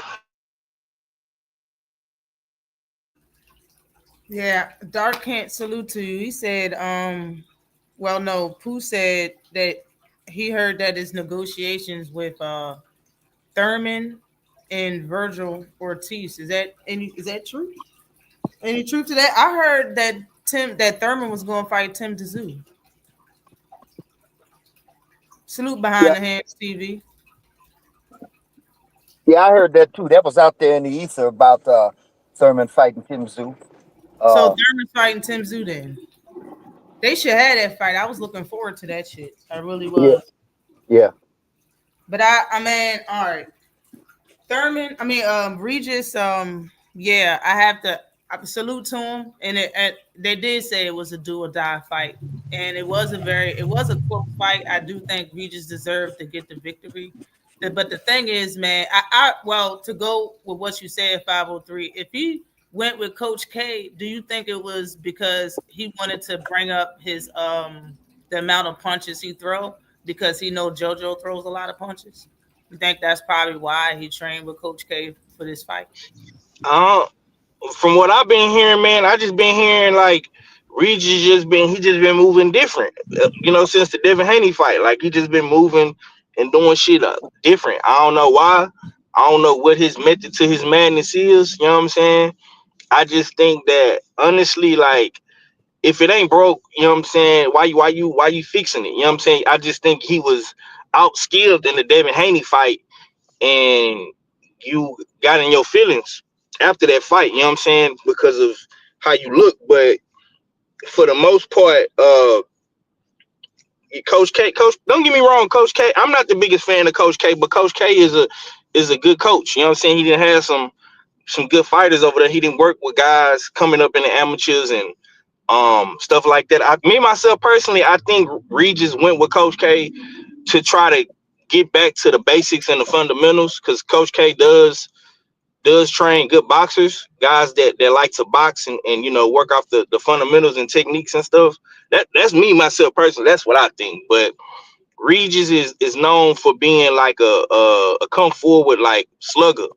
He's not really known for being, you know, a fundamental boxer like a Shoo or a Bruce Carrington or something like that. You know what I'm saying? Them guys got way more tools in a bag, and you know they went deep in the amateur system. So I think maybe he just wanted to work on his fundamentals and his techniques, but you know he ain't no, you know what I'm saying, he ain't no spring chicken. Like he old in the game. You know what I'm saying? He an old dog. You know what I'm saying? So I don't know why he trying to learn these new tricks, because it honestly I mean it worked in the JoJo fight, because I think JoJo is a good fighter, but he's limited as well.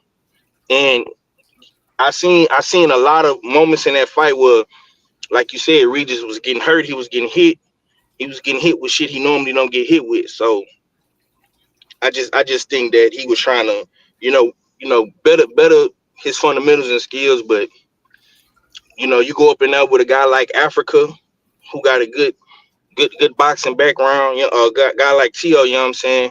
You're gonna have to really be a slugger and bring a fight to them instead of trying to box with them. You gotta fight them type guys. You can't outbox them. Yeah, I have to admit he did say some weird stuff after he fought Devin. The weirdest thing that he said that I can't get out of my head is that he wanted to try to fight in MMA.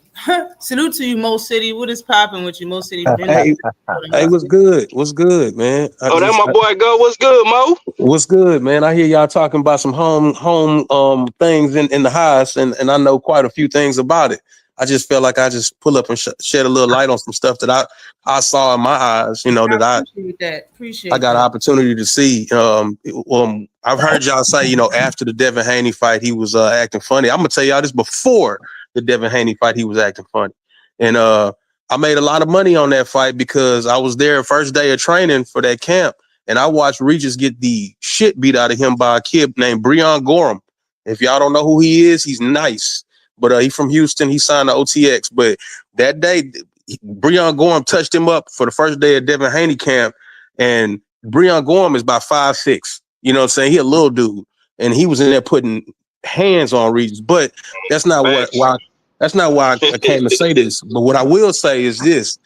Regis was supposed to be working with O'Shaquie Foster and his coach, Bobby Benton, in preparation for Shock fighting Rocky Hernandez, while Regis should have been preparing for Devin. And who better in that gym to work with than Shock? But he didn't. What he chose to do was go to LA with a guy named Julian. That was his coach at the time. If y'all go back and look at the Devin Haney fight, it's an Asian guy in the corner named Julian, that's Brickhouse Boxing Club, who was all wrong to Coach Regis. I remember when I seen him come in the gym, he was talking about, oh, we gonna show this guy we could box. Well, you know, you shouldn't, because that's not your thing. But, you know, I sat there and I watched him work, and I was almost disgusted because, I'm speaking on last week's fight. Regis's calling card his whole career been how tough he is, his chin, and his ability to not get hurt. And if that's out the window, in my opinion, everything is out the window. The division in itself has outgrown Regis. Regis built like the Geico lizard, man. You know what I'm saying? I'm being real. There's not no hate or nothing like that. He a small dude, long torso, but he's small. And a lot of people don't know that he started his career off at 154 coming out of the amateurs. I mean, it's the same guy that fought Earl in the amateurs. But you know, to see him try to drop down to 140, that made sense. But since then, so much time has passed. You got guys like Gary Antoine and Africa, and even the Devin Haney's of the world. These guys aren't small. You know what I'm saying? I feel like through the time, the division has outgrown him. You know, and he's just not going to be able to survive in that division. But I digress on that. I sat there with about 3-4 weeks ago with Bobby Benton, who's been his coach forever. And I was like, hey, man, I keep hearing about this JoJo Diaz stuff. Any truth to that? He said, man, I don't know, I guess. I said, man, what kind of answer is that? He was like, man, I'm out. I'm no longer his coach. And this is, you know, as a lot of people might know, a little bit after his quarrel with Evans Tobler. You know, Evans, you know, was suing Regis. You know what I'm saying? I mean, so you lost your long-term strength and conditioning coach, who he's been with for 12 to 15 years. And then this coach who's been here when no one wanted you, and now you just out here by yourself.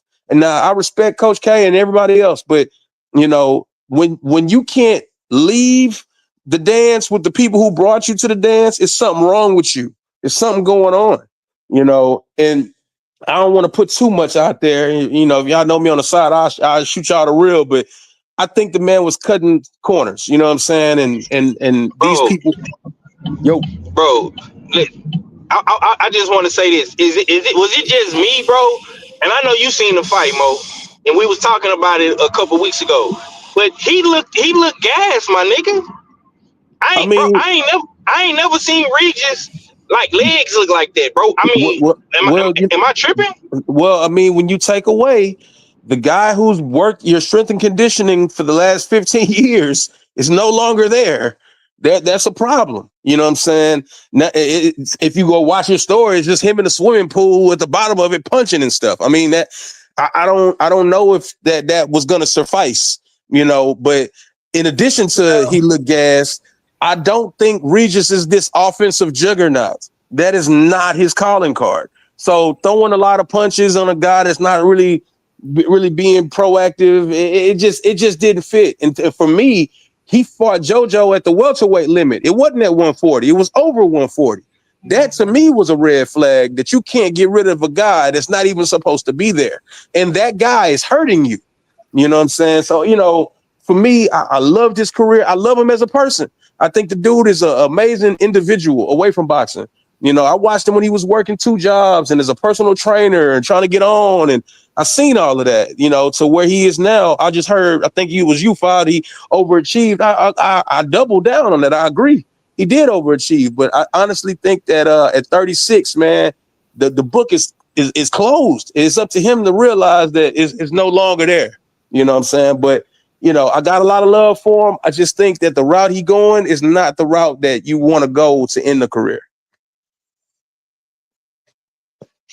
Yeah, that's some real stuff. That's some real talk.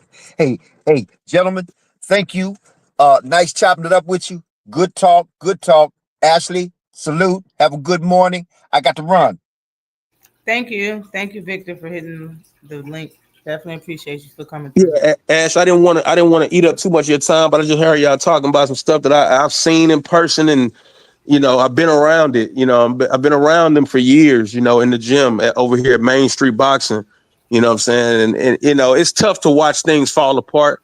You know what I'm saying? It's almost like watching your relative that been with his partner for years and all of a sudden they not together. You know what I'm saying? It's a little weird. You know what I'm saying? And with Five mentioning that his he looking fatigued and things like that. Well, you know, like I'm saying, you can't get rid of those things that are in place for you to not be that way and think that you won't be that way.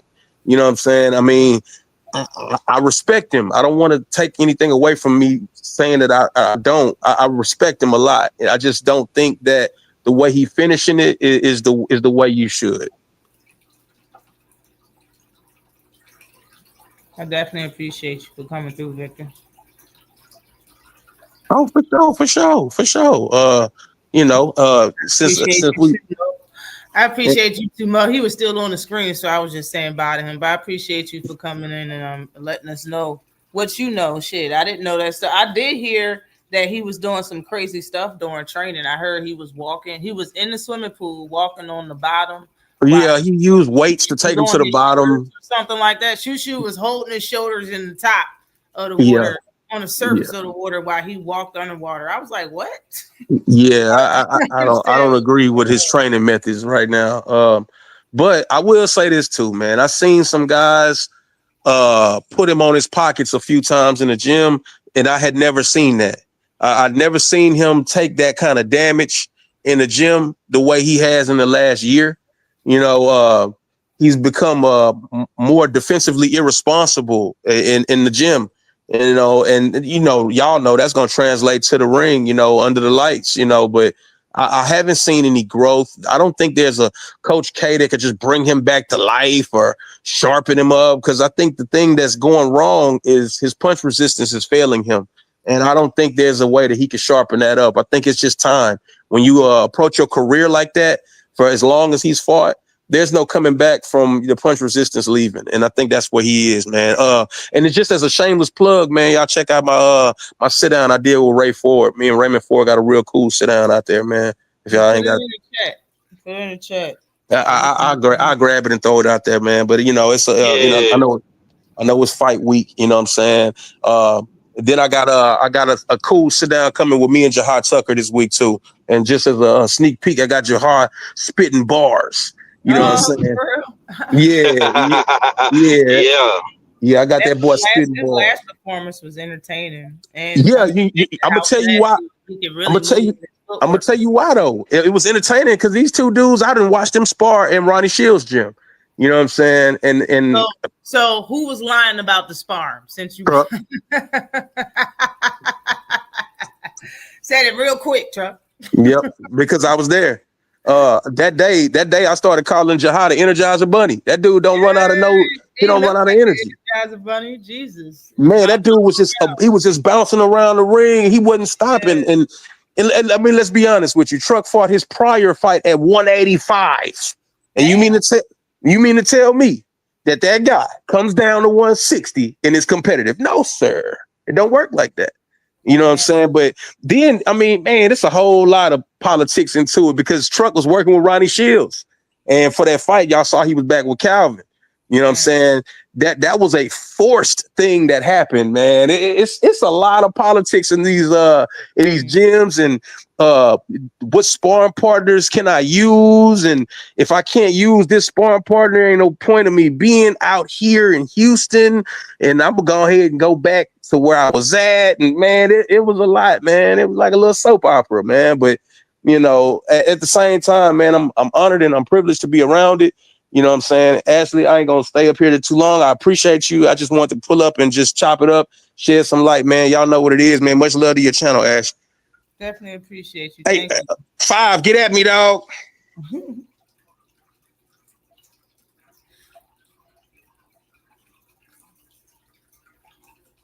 So I heard Gabe Rosado wanted to fight Edgar Berlanga. I heard people say, I don't know why people think Edgar Berlanga is the truth right now, but he's not. Like I don't see what everybody else see. I really think that Edgar Berlanga is cool, but I got Gabe Rosado. He know too much, man. I don't care how many times he lost. I like Gabe Rosado, man. He different. Gabe Rosado can box, man. If Edgar Berlanga don't go in there with that, if he don't go in there trying to box and he go in there trying to knock out Gabe, it's not gonna work, yo. So I got Gabe Rosado in that fight. If that shit actually happened. But people still talk. I see y'all still in the chat talk about Thurman's gonna fight Vergil Ortiz, yo. What is going on with that? What did you hear about it? Let me cook a little bit on the 154 division. That's the real reason why I wanted to jump in because y'all I ain't gonna say you, but some of the brothers was very critical about the whole Boots Ennis situation. But to answer your question about Verge, I said bet. Yeah. Oh, okay. Yeah. I listen, man. 154. Like, and Ash noticed. Ash has made a bunch of content about that division in particular. Like, you do a good job with your videos and your breakdowns and stuff like that. I always been a fan of what you do. I'm gonna say this though.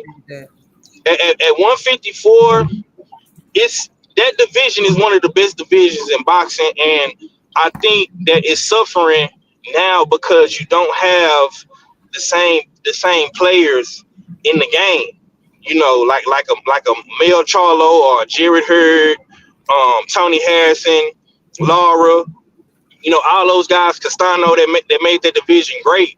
And all those guys was fighting each other. So I think what's going on at 154 now, we kind of seeing it turned down a little bit, like the volume is turned down. But if what's being reported is true, I think like Keith Thurman and Verge, that's a good fight. That's a good fight. We really don't know what's gonna happen with Vergil because I feel like Oscar and Golden Boy, they kind of being a little too secretive right now. We seen the reports come out about possibly Verge and Keith, and I think it was Frank Martin and Barbosa, if I'm not mistaken. I think that's the fight they trying to set up. And possibly Eddie Hearn came out and said a few days ago that he and Oscar got a deal lined up for 2026 to do the Boots Ennis and Vergil Ortiz fight. And I just want to say this about Boots Ennis, man. Boots, man, like, I'm not trying to come in here and defend the brother, but a lot of people be being like heavily critical over Boots Ennis. Like, my thing with Boots is this. Like, if Boots Ennis didn't do anything at 147, then I think the criticisms would be justified. But the man did just fight Stayonis in his last fight, and he put down a mean ass demo.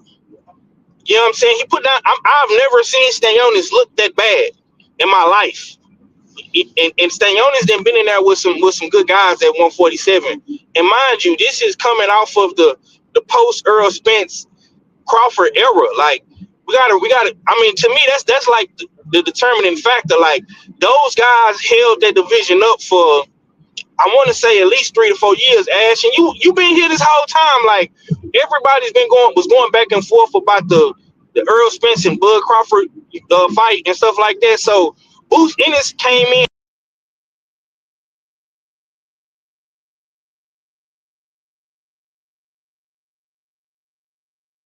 Yo, what happened?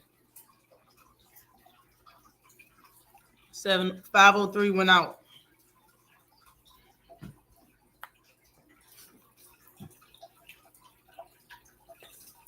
$503. Can't hear you, pimping.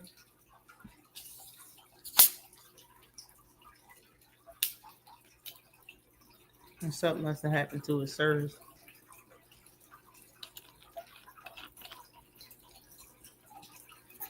Well, when it comes to Boots, I think he's very talented. I like Boots. I think I'm a fan of Boots, you know. I think this is it's a bad look and just a stain on his reputation at the moment. I think we don't really know how good he's going to look when he does fight a name or when he does really have a fight at 154. I have been seeing pictures and video of him training and working out. Now, well, not video of him training and working out, but I have been seeing pictures of him, and he looks bigger. Like, he looked like he's putting on some muscle. You know what I mean? I always thought he was a big fighter for welterweight in the beginning. So being that he's moving up to 150, 154, we should see a better fighter, a better version of Boots Ennis, if that's even possible. You feel me? So I think being at 154, maybe he's selling himself short by saying he's going to have 2 tune-ups before he fights whoever. But like I said, it all really depends on those 2 names. Depending on the 2 people that he fight, that he's going to call a so-called tune-up. You know, we actually could not have a problem with it. You feel me?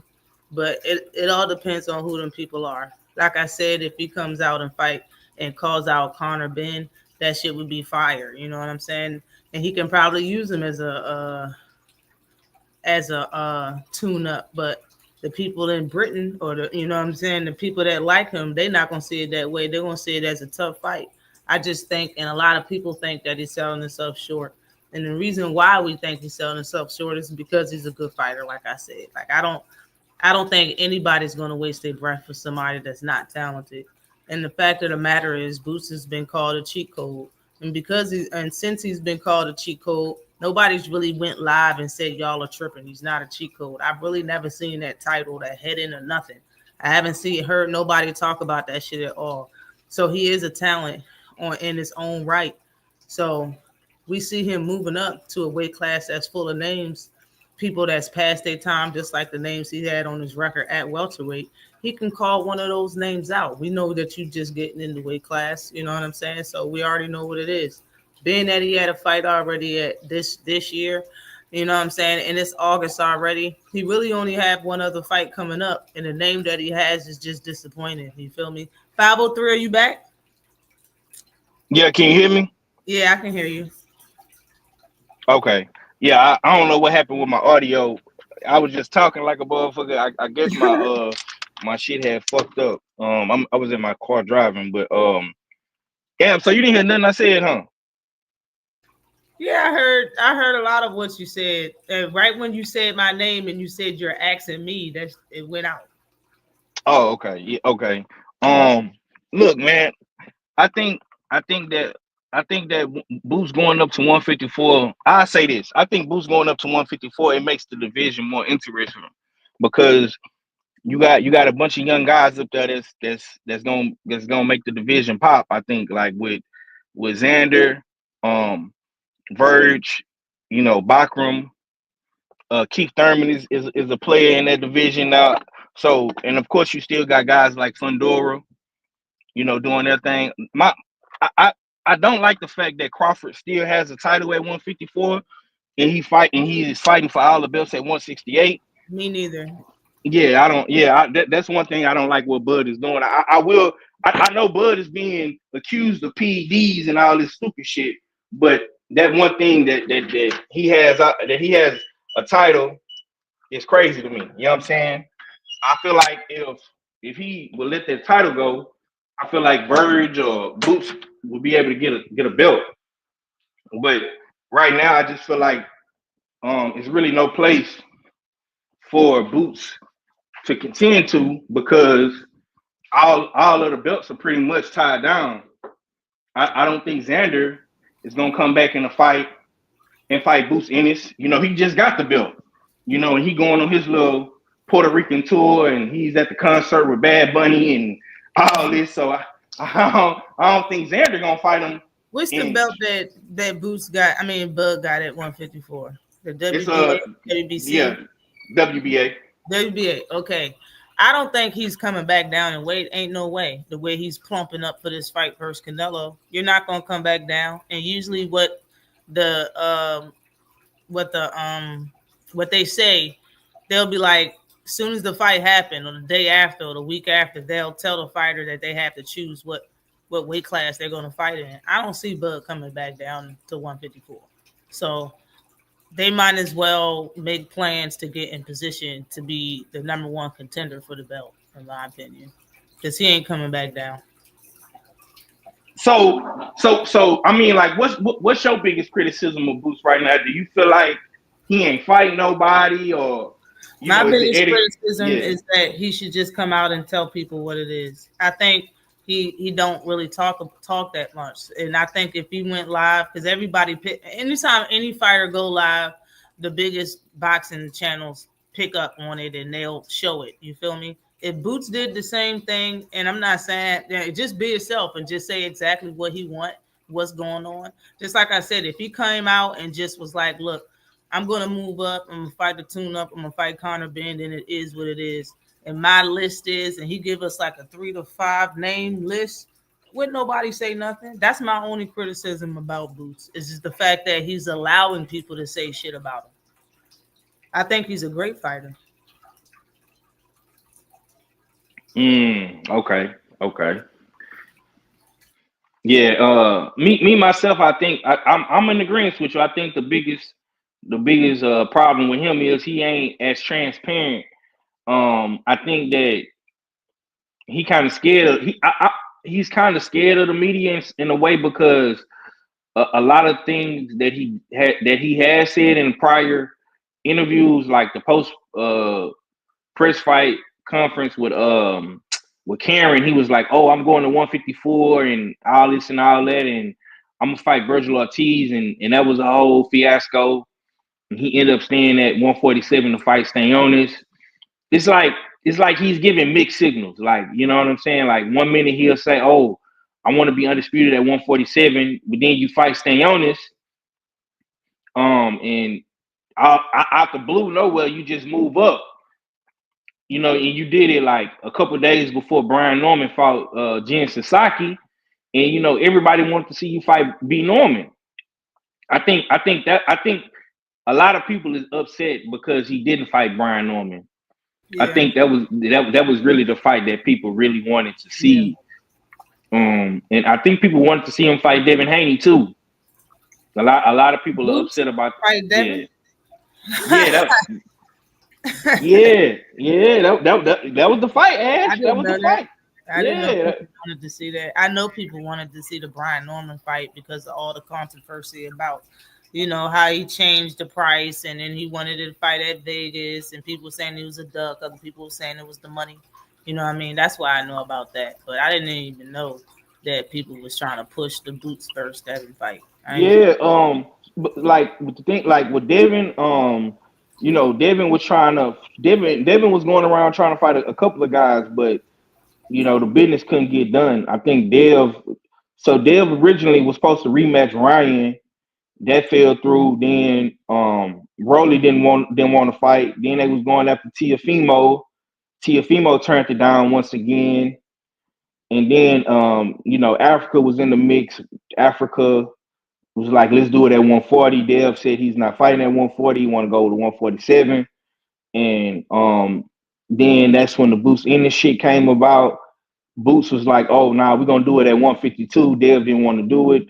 Boots didn't want to come back down to 47, and Brian Norman ended up with the fight. So I mean, it's a lot of variables to the equation, but I think that Boots, like the problem with Boots, I think is people just really want to see how good he really is. Like they really want to see him in there with like a real deal name. I don't think Stanionis was good enough for people.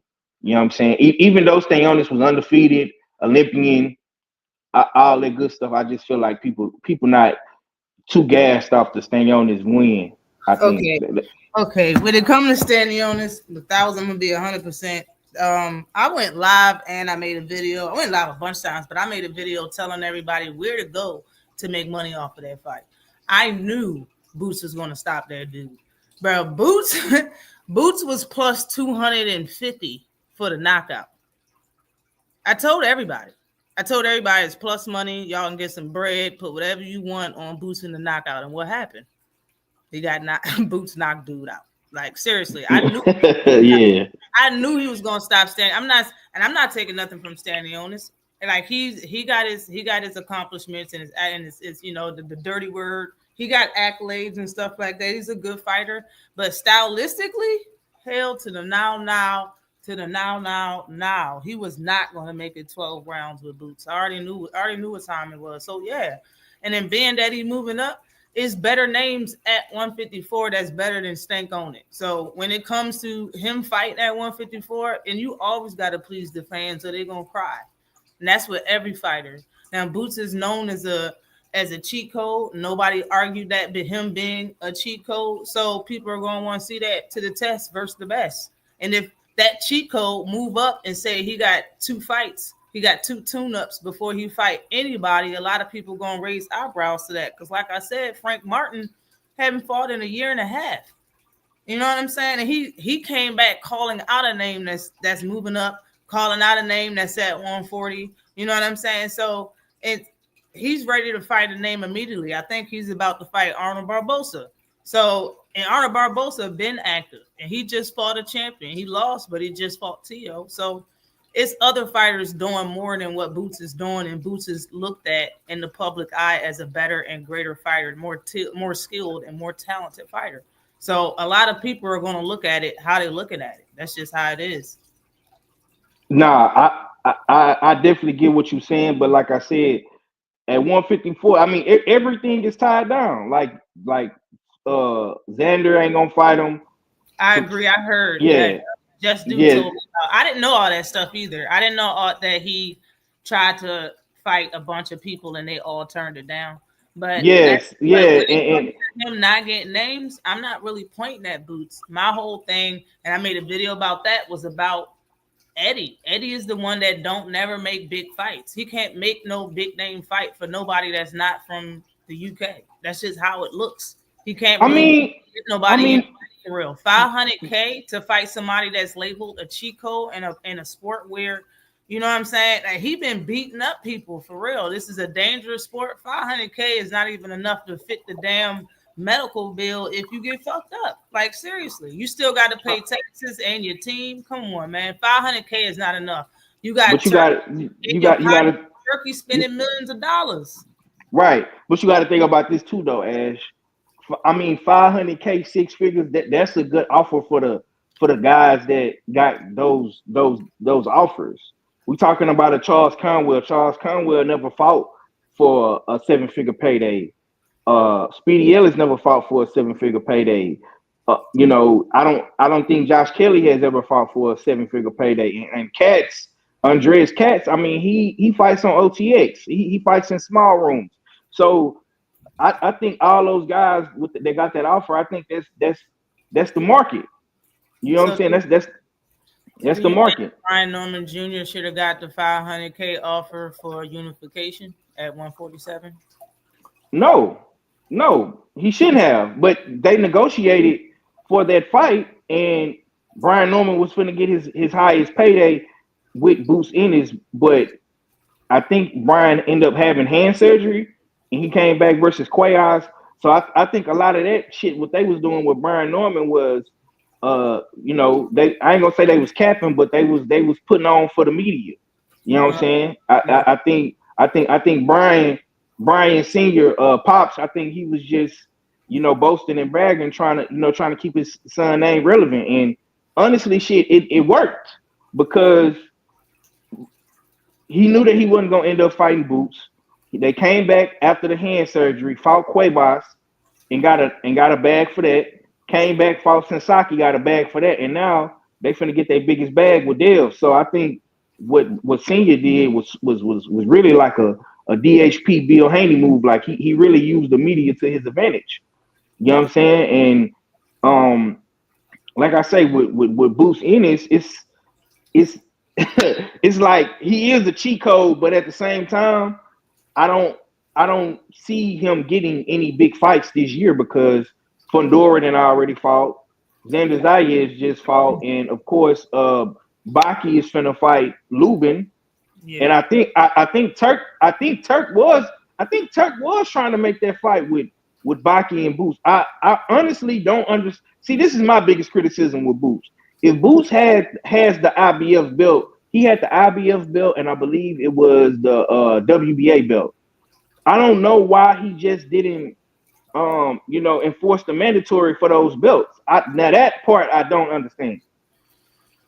I don't understand why he didn't force his mandatory with Baki. I don't, that's my biggest criticism, I would say, for Boots, because I think if he would have fought Baki at 154 in his first fight, we wouldn't be having this conversation right now. Yeah. Like because Baki is a certified killer. You know what I'm saying? He's a dog, and he put a mean demo down on Tim Tszyu. You know what I'm saying? So yeah.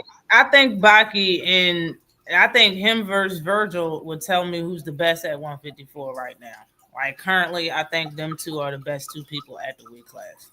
What so you think Vergil is one of the best? Hell yeah. Okay. Vergil already beat two of the people that's ranked top 5.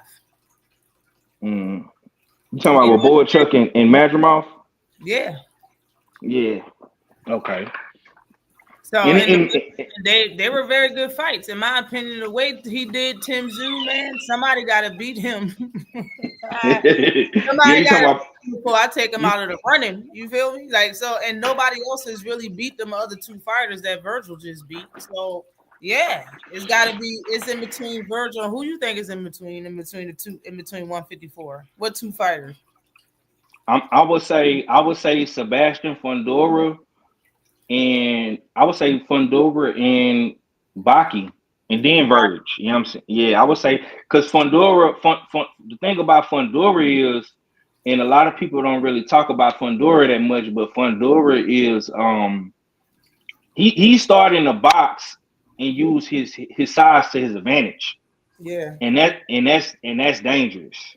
That's very dangerous because he arguably is big enough to be at like fucking 175. You know what I'm saying? But he has a small frame. He's tall, but he has a small frame, so he's able to make the 154 limit. And he's using that to his advantage. I think you say Boots Ennis is a cheat code. I think Fundora is the ultimate cheat code based off his size and length. Yeah. You know what I'm saying? a lot just got taken from him when he got stopped by Mendoza. Mendoza. A Yeah, lot got taken. yeah, But the way he flicking that jab is just out there to be a distraction, and he uses it whenever he wants to. But fighters look at it like a jab constantly. You know what I'm saying? So that's what messed up Tim Tszyu. You know what I'm saying? And I think that's a problem for a lot of fighters. I used to say, like, when he messed up Lubin, I was like, man, the uppercut for real is something you really can't see. If you're in a boxing stance, hey, especially if you're in yo, a guard, you can't see that shit at all coming. But if you're in a yeah, boxing stance for real, especially if you're looking at somebody's shoulders, being that he's so tall and the way fighters hold, you gotta tuck your chin. If you have a correct boxing stance and you're standing mm-hmm. in front of Fondora when he throws the uppercut, 8 times out of 10 you're not going to see it. You're not going to see it coming because of what you're trained to look at during the fight. Mm-hmm. Where it's coming from because of where he holds his hands. So I always thought that uppercut was ridiculous. The uppercut that he does use at a certain period of times, fighters don't see that shit coming. Yeah, Fondor is a wild card, but Mendoza just took some steam out of that. But yo, it's like this, Ash. Okay, he got knocked out, cool. But the nigga's been winning since that knockout.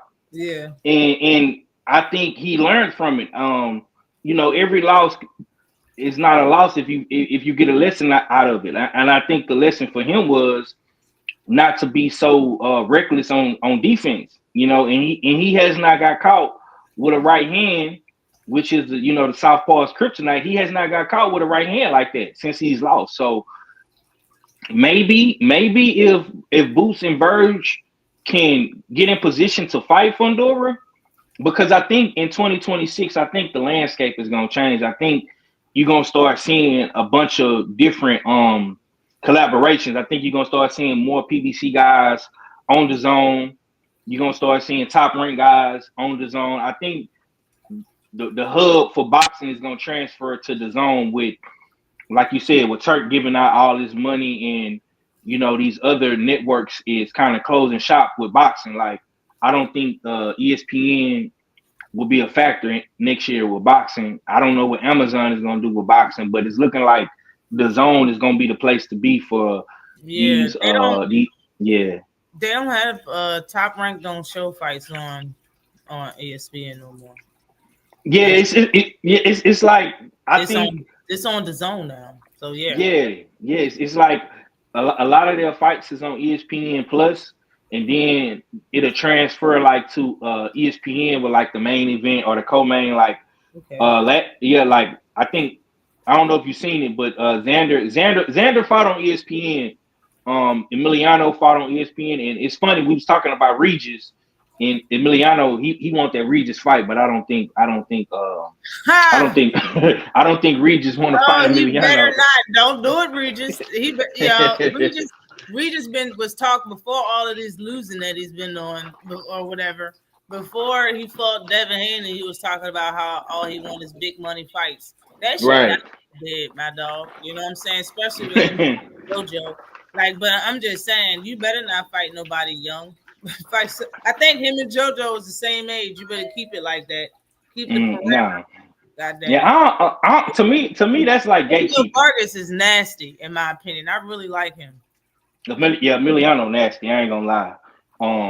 But yeah, so I think that I think 154 will get better. I think it's been one of the better divisions in boxing. But those guys, they gotta run with the torch like the champions of yesteryear, like the Charlos and the Lauras and the Herds.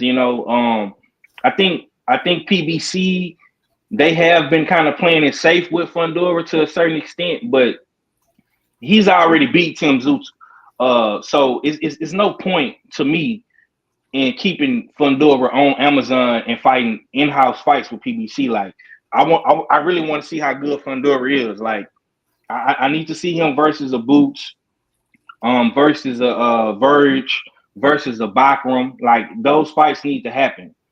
And I think PBC has always had their hand in 154. Like, that's always been their division since forever. So I want to see them collab. Like Ash, those are the fights that need to happen. And Boots Ennis does need to be in the mix because I know the guys. They're gonna be talking shit about Boots. A lot of people be talking crazy about Boots, man. And like they be calling him Demetrius Andrade 2.0 and shit like that. But that's credit to it's because of Eddie. It's because of who he's with. It's not because he don't fight nothing like Boo or nothing like that. It's just it's because of Eddie, man. Like I didn't trust it immediately. I was like, damn, like what does Eddie do with Boots? So Eddie, so you feel like, and a lot of people feel like Eddie can't get Boots to big fights, right? He can. He just will not, in my opinion. He can put all it takes is money. He know this. That's all it takes is money. We haven't heard nobody come out here and say that they was offered a good. Everybody's saying the same ish for real. That they're being lowballed. Like I understand what you're saying. Like because Speedy is like the lower tier of the names. He's like bar one. You know what I'm saying? People know who he is, but he really hasn't fought nobody and nothing like that. So okay, 500K. But everybody above that, that's a name. It's not like he has he just got at 154. Who you gonna give 500K to? That's a name for real. You know what I'm saying? And in my honest opinion, if you would move up and just keep like going after Korner Ben, because Korner Ben don't say Boots' name. If you would go after Korner Ben, nobody would be saying shit right now for real. Because at least he'll be saying the name. You know what I'm saying? Regardless of him coming off of a loss or not.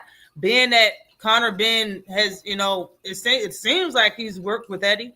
You know what I'm saying? Fighting the people that he's fought. So, I mean, Eddie should be able to make that fight. But all it's going to take is $1 million. Then put $1 million on top of that 500K. Offer somebody 1.5 million and then let them say that it was too much money. But these fighters are in everybody's business and everybody knows how much everybody's getting paid. So because these fighters go over there to Saudi and fight and come back with 8 figures, bruh, because Turkey is out here flipping a bill for fighters just to get fighters put on for him for his little personal ability. The fact that he got Eddie to be his wingman to go over there and get Jerron Boots Ennis from America and sign him and shit. He should be able to put some money in somebody's pockets. You can pay everybody to fight anybody, but you can't pay somebody to fight the so-called cheat code of boxing. The shit is crazy. I just think that his team isn't doing him any damn favors. He could be doing this by his damn self. To be for real, before he got with Eddie and Turkey's rich ass. Oh my God. Before he got with both of them, he was fighting better names on his resume. They was probably past their prime, but they were names. They were names at 147. And I understand. I mean, the last guy he fought, credit stink on it, is like he got accomplishments. You know what I'm saying? He's good. You know what I mean? But they appeasing the fans. The fans was being appeased by his people that he was fighting on his resume at welterweight. And Bud and Earl was still in the way, but people were still loving everything that Boots was doing. So how did it change so dramatically? I believe it. That's crazy. Yeah. I believe it. I believe it changed once Boots became a champion. I believe it really started changing once he fought Boxing Karen the first time. I think once Boots looked at human in that fight, it really started changing. And the first fight with Karen? Yeah. I think that's when all of salute Macaduce's Mac of the South, Dark Kent. Salute to Bruce Gas Boxing Jazz and more. What's popping with you, young man? My bad, go ahead. Nah, yeah, salute to the chat. Salute. I see Freedom's in here too. Salute, bro. I think that's when the criticism really started coming down on Boots, and it's like Boots is still young, like he's still under 30. He got a lot more boxing to do. It can get better, but Eddie, Boots, and Turk all have to be on the same page. They all have to be on one accord. If Boots is not going to come out, he's not going to do interviews. He's not going to do podcasts. He's not going to talk to people in the media. I know he does interviews with the homie YSM. Salute to him. I haven't seen him on YSM in a while, so I think that he has to start letting the fans know like his true intentions, like because 150, like I say, 154 is a division, bro, that the expectations is high. So you have to lay down a foundation for the fans and let people know what's going on. I think if Eddie can get the Verge fight for him, I really don't know what will be the problem. Like if that fight happens in 2026, like Eddie is saying is gonna happen, that I mean, what's the criticism now? I mean, he's not fighting for a belt. I mean, we've been clamoring to see Verge and Boots fight for years, and if that fight happens soon, I don't feel like it should be no criticism after that. I don't think it should be either. It's not like Boots is the A side if he does fight Virgil because, of obvious reasons, Virgil been there at the weight class. But who knows? I don't think he's going to be the A side only because I don't think they're going to flip the bill, man. I think it's all going to be Virgil's team that actually paid that, unless the shit goes to purse bid. You know what I'm saying? But I really think that's a fight to be made. I think Virgil Ortiz is ready for the fight right now. And Boots is the one that is probably getting acclimated to the weight class. But I did see pictures of him, and the man looked big. Boots looked like he's getting pretty big for 154. Salute to you, Freedom March. I see you in the super chat. Definitely appreciate you in the super chat. This is for the cool. What was you about to say? 503. Now I was gonna ask you. I know you're probably gonna break these fights down and make videos about it, but I wanted to ask you, like, how do you feel about the fights next week? With like Moses Atuma and Dillian and all those guys. Who else is fighting besides them? Raymond Ford fighting Nova. Philip Herkovich is fighting some guy in the UK, David Ali or something like that, and it's Nick Ball and Sam Goodman. Nick Ball fight like a fight like a dirty wrecking ball, bro. He be doing dirty stuff in the ring and shit, dirty ass tactics. I like him though. I got him winning the fight. I like Nova, but I don't think he's ready for the young, talented Raymond Ford. I think Raymond Ford is very sharp. Like he quick. You know what I'm saying? Mm-hmm. So I like that. He flashy with his punches and shit like that. Got Raymond Ford like putting up a good fight for anybody in that division. Ain't the only fight at 130 right now? Yeah, he at 130. Yeah, I got him putting up something good. He might be a champion at that weight class for real. They give him a chance versus champ for a title. The D White man, Dillian White. D White man versus the dude. Now you can't sleep on Dillian. I thought Dillian retired. I'm not even gonna lie, but I see he fought last year or something like that. So I mean, Dillian White is nothing to sleep on though. If Moses going there without his defense being up to par, he can get caught. But I definitely got Moses hurting D White man for sure. Like I think Moses is good. You know what I mean? I haven't seen a lot of him. Only seen one little quick ass fight, and I seen some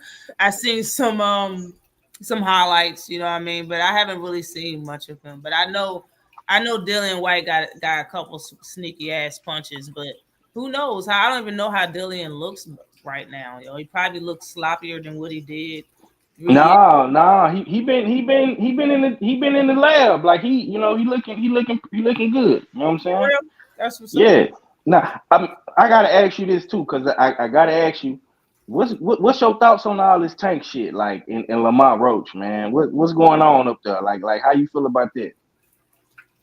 What exactly is going on? The fact that because the people talk about a lot of things. So which part you talk about? Okay, so like like everything with the fight like not happening, and then Lamont Roach just came out and said that it's not happening, and he kind of been sitting on the sideline waiting for Tank. Tank ain't really saying nothing, You know, Okay. he got the legal situation going on. Like how you feel about all that? Well, one thing for sure, Lamont Roach said that Tank blocked his ass. He can't get in contact with Tank if his life depended on it. And if Tank's not getting in contact with him to talk about the fights, being that he's sitting on his hands about his next payday, or I mean his next big payday with Gervonta Davis, or if he should move on with his career, he's saying whatever he feel like saying or whatever he should say to get Tank's um, attention. You know what I mean? To get Tank to respond. You know what I mean? So Lamont Roach is just saying whatever. And maybe he feels like that because he can't get in contact with Tank. You know what I'm saying? And he's been saying and doing the stuff that he's been doing. Maybe he 1000% feels as though the fight isn't going to happen. And he could be 100% right. I don't even know. Um, when it comes to Tank, the whole drama and shit with the baby mother, I knew that was bullshit when it happened. I'm not even not even gonna touch on him being the same girl and all this other shit, man. He just need to get his whole life together when it comes to the chicks, man. You need to get your life together when it comes to the chicken heads.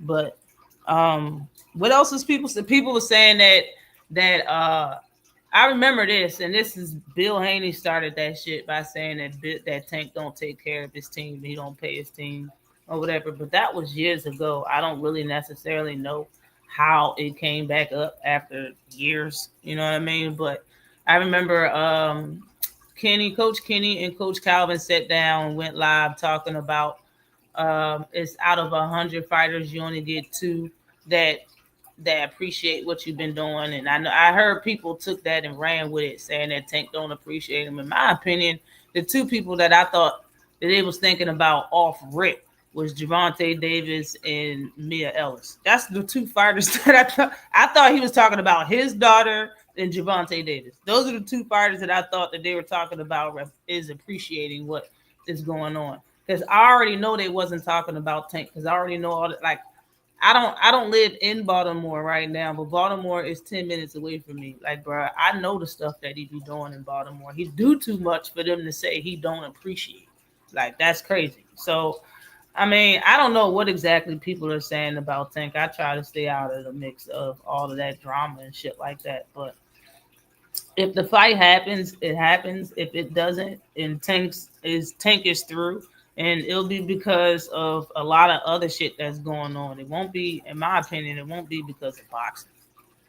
But I have no idea. I can't speak for that man or what his team is doing. But I'm just going to wait patiently until his team or Gervonta Davis himself come out and say what's next. What's the next move for his career?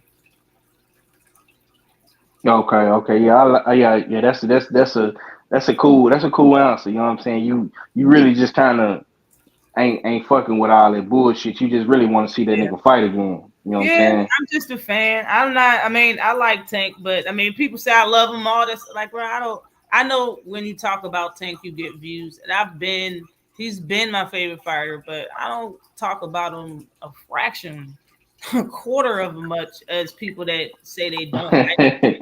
You know what I'm saying? Yeah. Like, I don't really talk about a lot when you know what I mean. I used to make a lot of content on YouTube, but I mean, I learned that you can say a lot of things and people don't give a fuck until a different person say it. So it doesn't even matter to me no more. Like I've said it. I feel like I've said a lot about a lot of fighters, and all of that stuff has came true, and nothing really changed. Nothing changes, so it really doesn't matter. There's no need to sweat. Is what's basically my point. I have no need to sweat about these boxers or boxing in general. You know what I'm saying? If fighters aren't going to do what you want them to do. Who does what the fuck you want them to do all the time? When it comes to boxing fans, it's like boxing fans act like these fighters supposed to do exactly what they want all the time. You can't please anybody, and nobody do what the fuck you want them to do all the time. Nobody. Like, this shit is crazy. Mm. Nothing. It is what it is. If Tank fight again, good. He's like one of the most entertaining fighters, in my opinion, to watch when it comes to boxing. So I would love to see him fight. But if not, it's not going to stop me watching the very next Saturday. It's not talking about what happened yesterday and what happened today in boxing. So it is what it is. If he fights again, he fights again. If he don't, he don't. You know what I'm saying? But eventually, Mm. we're gonna hear him come out and say something about what's going on. But if you ask me, I mean, honestly, all I'm doing is just chilling and waiting. But if you ask me, I think it's a lot of stuff that's probably going on in Tank's life right now, and he's probably trying to find the right date and the right venue and the right time to do this, that, and the third, and then he'll make his move and say whether if he's going to do the rematch with Lamont or not. Who knows? But I think Lamont is pure cat. This motherfucker been on. You think he capping? Damn. He capping by saying he gonna go up and fight Devin Haney and all these other motherfuckers, bro. You are not that guy. You lost to Heron simply because Heron was taller with a reach, bro. What the fuck do you think is gonna happen if you fight anybody at welterweight? I like this whole shit went to his head. Like I don't know who Lamont Roach think he is, but you can't fight nobody at welterweight and think you're going to win, partner. I don't even think you can fight a name that's at 140 and win. You're not. I don't even think he can beat Shakur Stevenson. Like get all of that shit out your head. I don't. Like I think he's more concerned about bringing his replacement back, meaning after he punched, bringing his hand back to boxing stance and get ready for another punch to be thrown at him. That's a good thing. But the bad thing about that is you're not really committing to your punch. It's not really no real pop on your punch. I understand he hit Tank a couple times flush in that fight. Tank didn't have a mark on his light skin ass. Not one mark. When you look at his face, he had a mark on his face. So it's not like, come on now, it's not like you really doing damage in there. Like you were, it's kind of he's kind of a shoot shine one shot type fighter, one shot punch. You know what I'm saying? He looked like he trying to put power on his 3-punch combinations or something. Like all that shit is not going to work. Gervonta Davis sat there and waited for you to punch his ass a couple of times in that fight. I was like, what the fuck? He sat there and bent to the side and looked at you. And then you threw a couple punches and you landed them shits. Like, if that shit didn't even happen, them two, like, a lot of stuff that happened in that fight, just happened because Tank was just sitting there looking at this nigga. He really wasn't doing much in that fight at certain times when he was supposed to be defensively or moving around or throwing a punch. He was doing nothing. He was just sitting there looking at him with his face unguarded. You know what I'm saying? Like that's gonna happen when you fight somebody, especially somebody that with the height and reach on you, like Devin Haney. He can sit there and look at you, and because he throws punches the way he throws it, real quick, and just trying to bring it back, like you're not getting full extension on that shit. There's no pop behind that shit, and you will not hit somebody that has to reach like 72, 73 inches like Devin Haney. You're not gonna hit him. He'll tack your ass apart, he'll beat your ass all around the ring, and I think you know that. Like I think it's a lot of stuff he's been saying. He won't fight this person. Like it's all clout. Like that's what I think he capping on. He capping on that he want to fight at welterweight. No, you don't. I think you just saying that shit because you want attention. Keep the attention on yourself, and the shit's working. It really is. Nah, it really is. I want to ask you, what like who outside of Tank? I know you that she got. Who you been liking to watch right now? Like who you think is that person in boxing? I watch a lot of people, yo. I really do. I watch boxing. I watch a lot of boxing. Shit. I put out, if you didn't see, I put out a video about the top 10 most entertaining females in boxing. The most top 10 entertaining women boxers. All right. Not top 10 skilled, top 10 most accolades. No, top 10 most entertaining. That shit opened my eyes up a little bit more when I did some research on that. Man, it's girls on there that I never even heard of, but I definitely put that shit together.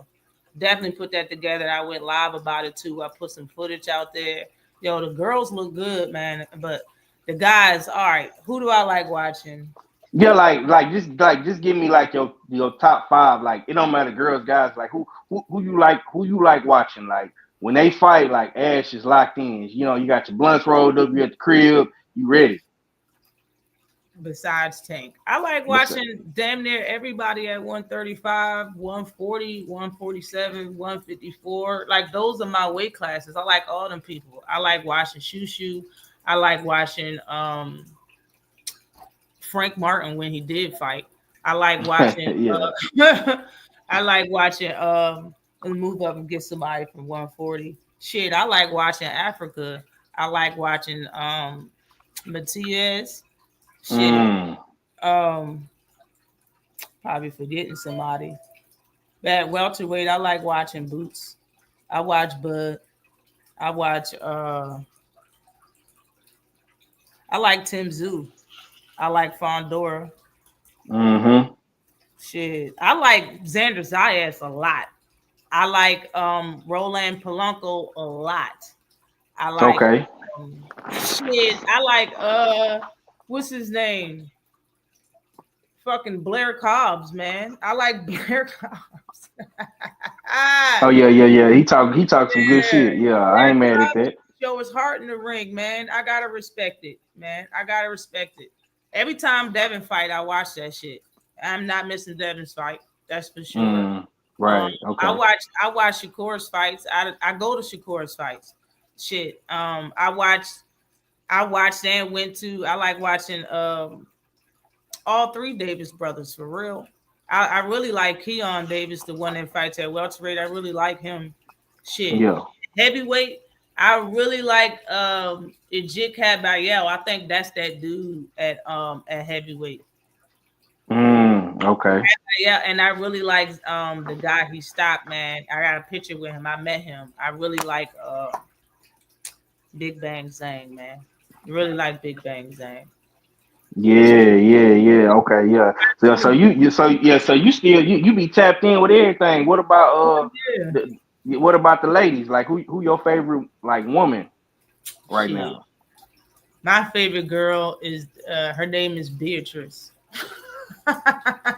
You need to watch Beatrice? that. You need to watch that video. Back there, I got this shit, yo. Hold on, wait. You need to watch the girl. The girl name is Beatrice. I like her. I like this girl. The girl only had one fight on YouTube, right? Only one Uh fight. I watched it on YouTube. No, I watched it on. I think it was ESPN that I is watched it. is she signed? Who she signed to? She ain't nobody. Well, I don't know who the girls. Neither one of them girls is She signed. said she signed to nobody. Damn. Look, Okay. nobody. Just getting it in. But the first girl, where's my the first girl on this joint on this video, I'm gonna play it. Shit. Where's it at? The first girl on this video is the truth. Just off the way she moving off by. Hold on.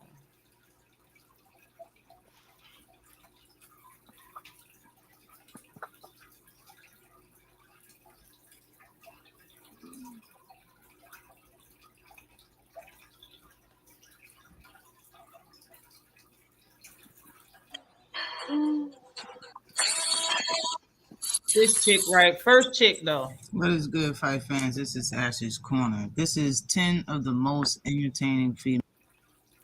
This chick right here, look at her.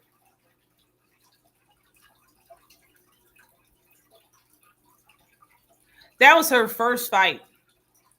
Patience there. Lysandra was her name.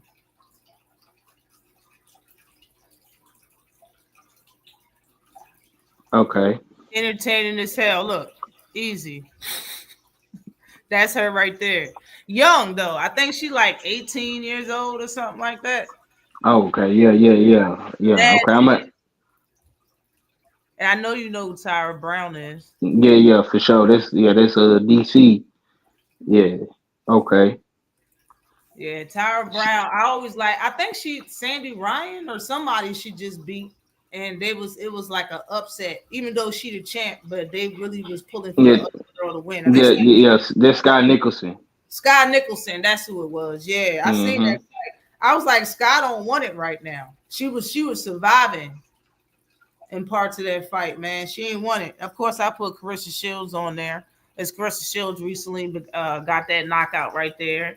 And of course, this pull counter that she did was absolutely beautiful. Night. Absolutely beautiful. In fact, she stood there for a second. It's pretty funny. This girl right here, Lauren Price, I think she's a sleeper, man. I thought she beat the older girl that fight out of Britain. I can't remember her name right now. but she a scrapper, the big shoulders and all of that. Yo, she a big chick. I think she fight at 147. But Yeah, I that think she girl, yeah, she just fought Naomi. What's that girl name? Natasha Jones or something like that, Tasha I think. Jones, that's the girl. Yeah. Oh, yeah.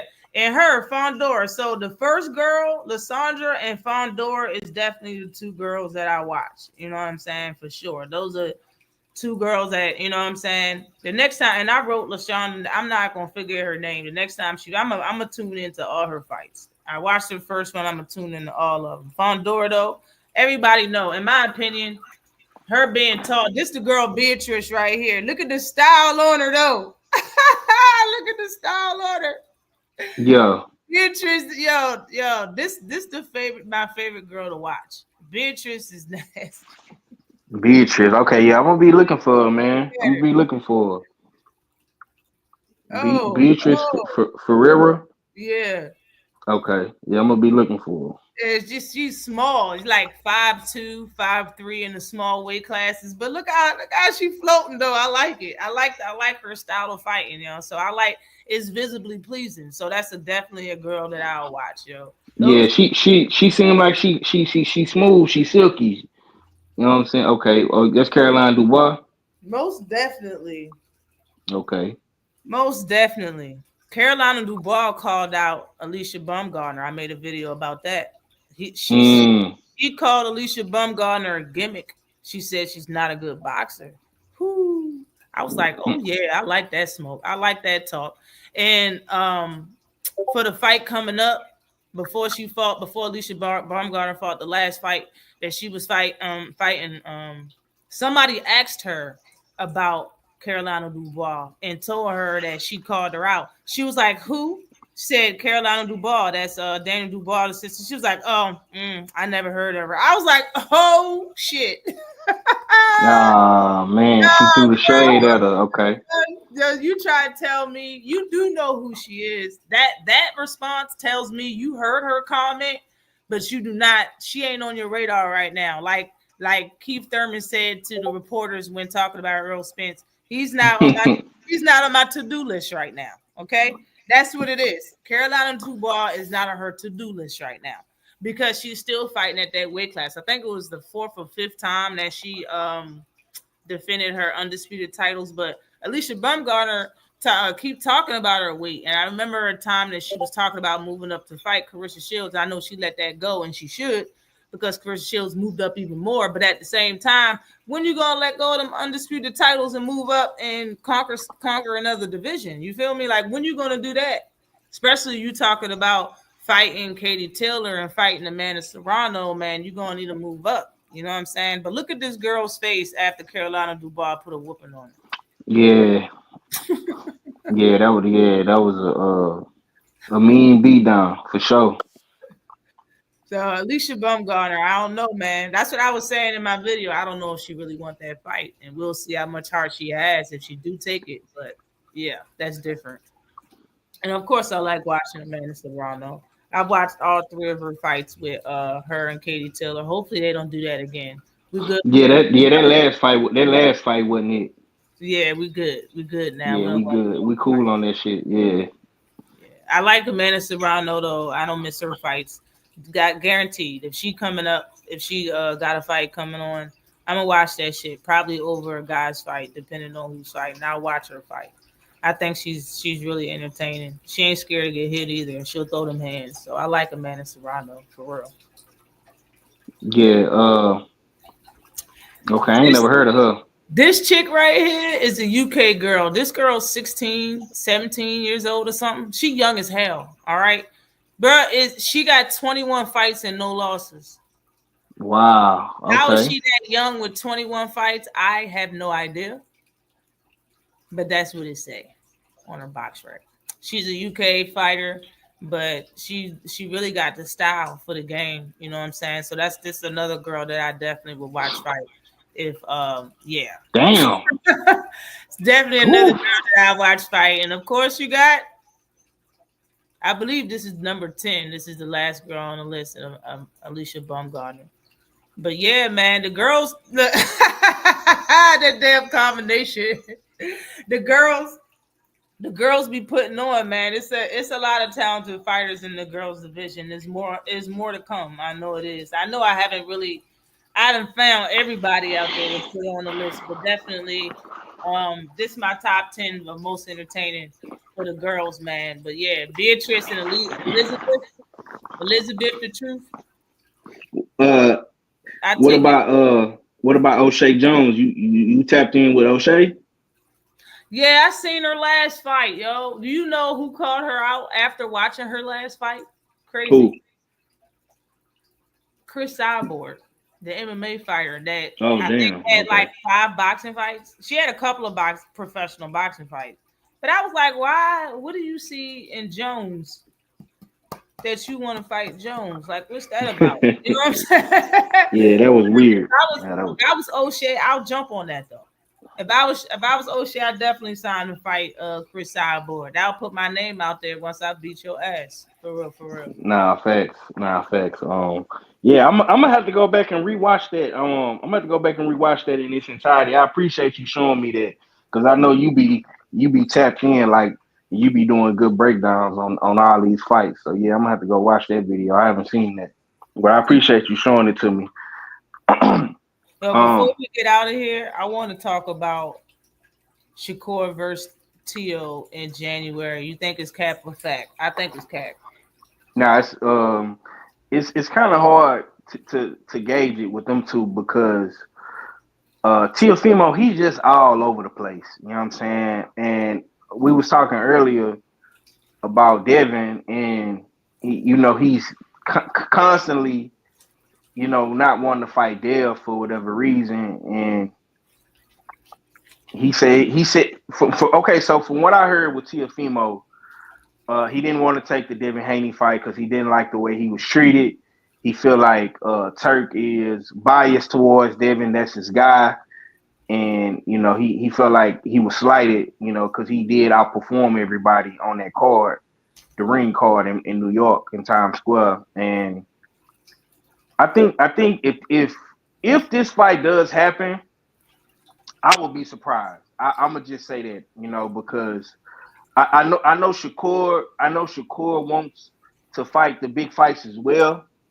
And he only will move up for two fight certain guys at 140, like a Teofimo. I think Shakur will do it, but I'm not really sure what Tio is going to do. It's like he loses so much credibility, man, on some of the shit he says and the things that he do because Teofimo has not had a big fight to me. Barboza was cool, but I mean, his last real big fight to me was against Josh Taylor, and like ever since then, like Teofimo haven't really been doing too much of nothing. But I mean, like you said earlier, anything is possible with Turk handing out all his money.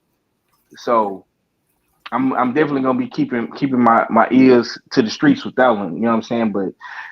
But based on how Teofimo been moving, and Shakur, he kind of iffy sometimes too.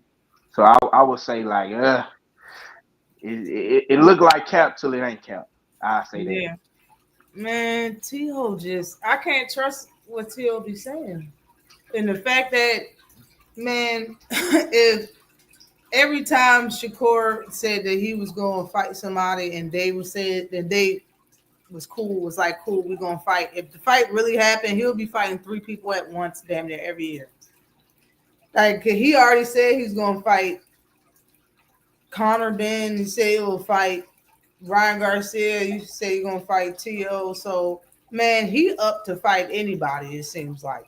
When it comes to Tio talking trash, talking about, oh, well, I'll fight Boots. I'll fight Bud. He talking all this shit like he's up to fight anybody. When it comes to down to both of them, they really don't fight the people they be calling out or saying that they want to fight for real. Especially when it's at a different weight class when it comes to Shakur Stevenson. So I think it's cap because of the 2 people that's saying it. Both of these people always say that they're going to fight people. Not to say that they scared of each other, but I'm saying they always say that they're going to fight people that they don't fight. So what? You know what I mean? Being that their profession is fighting, when it comes to anybody talking shit, they'll say that, man, I'll beat your ass. And that's very understandable. Shit. Us is we're not even fighters, and we'll say that real quick. So I mean, it's very understandable how they, say that they'll fight this person when they right in front of them. You know what I mean? Especially when they're being called out. So I just think it's these two just saving face and just defending themselves. I definitely don't think they're going to fight in January. Until a manager come out and fight, say that shit, sanctioning body come out and say that shit, network program start advertising that shit, I'm not going to believe it. Just word of mouth from T.O. and Shakur, definitely not going to motherfucking happen. I can't. Yeah. T.O. should be unifying anyway. You shouldn't be talking about fighting no fucking Shakur Stevenson. What the hell? You can't talk shit about. You just got slapped up by Matias. Matias went his rounds. I did a fucking video about that. Matias went to Africa. I got a picture with him facing off or talking to all three of these niggas. He went to everybody that got a title. You can't even say nothing about Matias, regardless of if he capping or not. He went and found Africa and said something to him. He went and found Gary Russell and said Antoine Russell and said something to him. They faced off with each other. He went and found T.O. and slapped his ass. Like, come on now.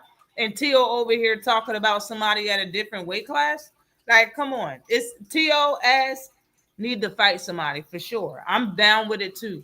I don't know what his actual plan is. Matter of fact, I think he actually just want to hold on to a title as long as possible until he get his way, until he gets certain things that he want, period. That's why he says no to certain fights, and then he fights the person that's least less expected for him to fight. The guy that isn't even probably not like the guy, what's the guy that bubbled both of his eyes right before he fought Arnold Barboza? Claggett.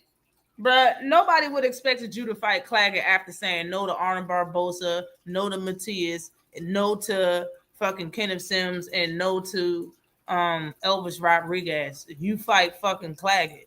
Like, bro, he got a title just to have it. In my opinion, ain't no way that this shit can be. If it is, good.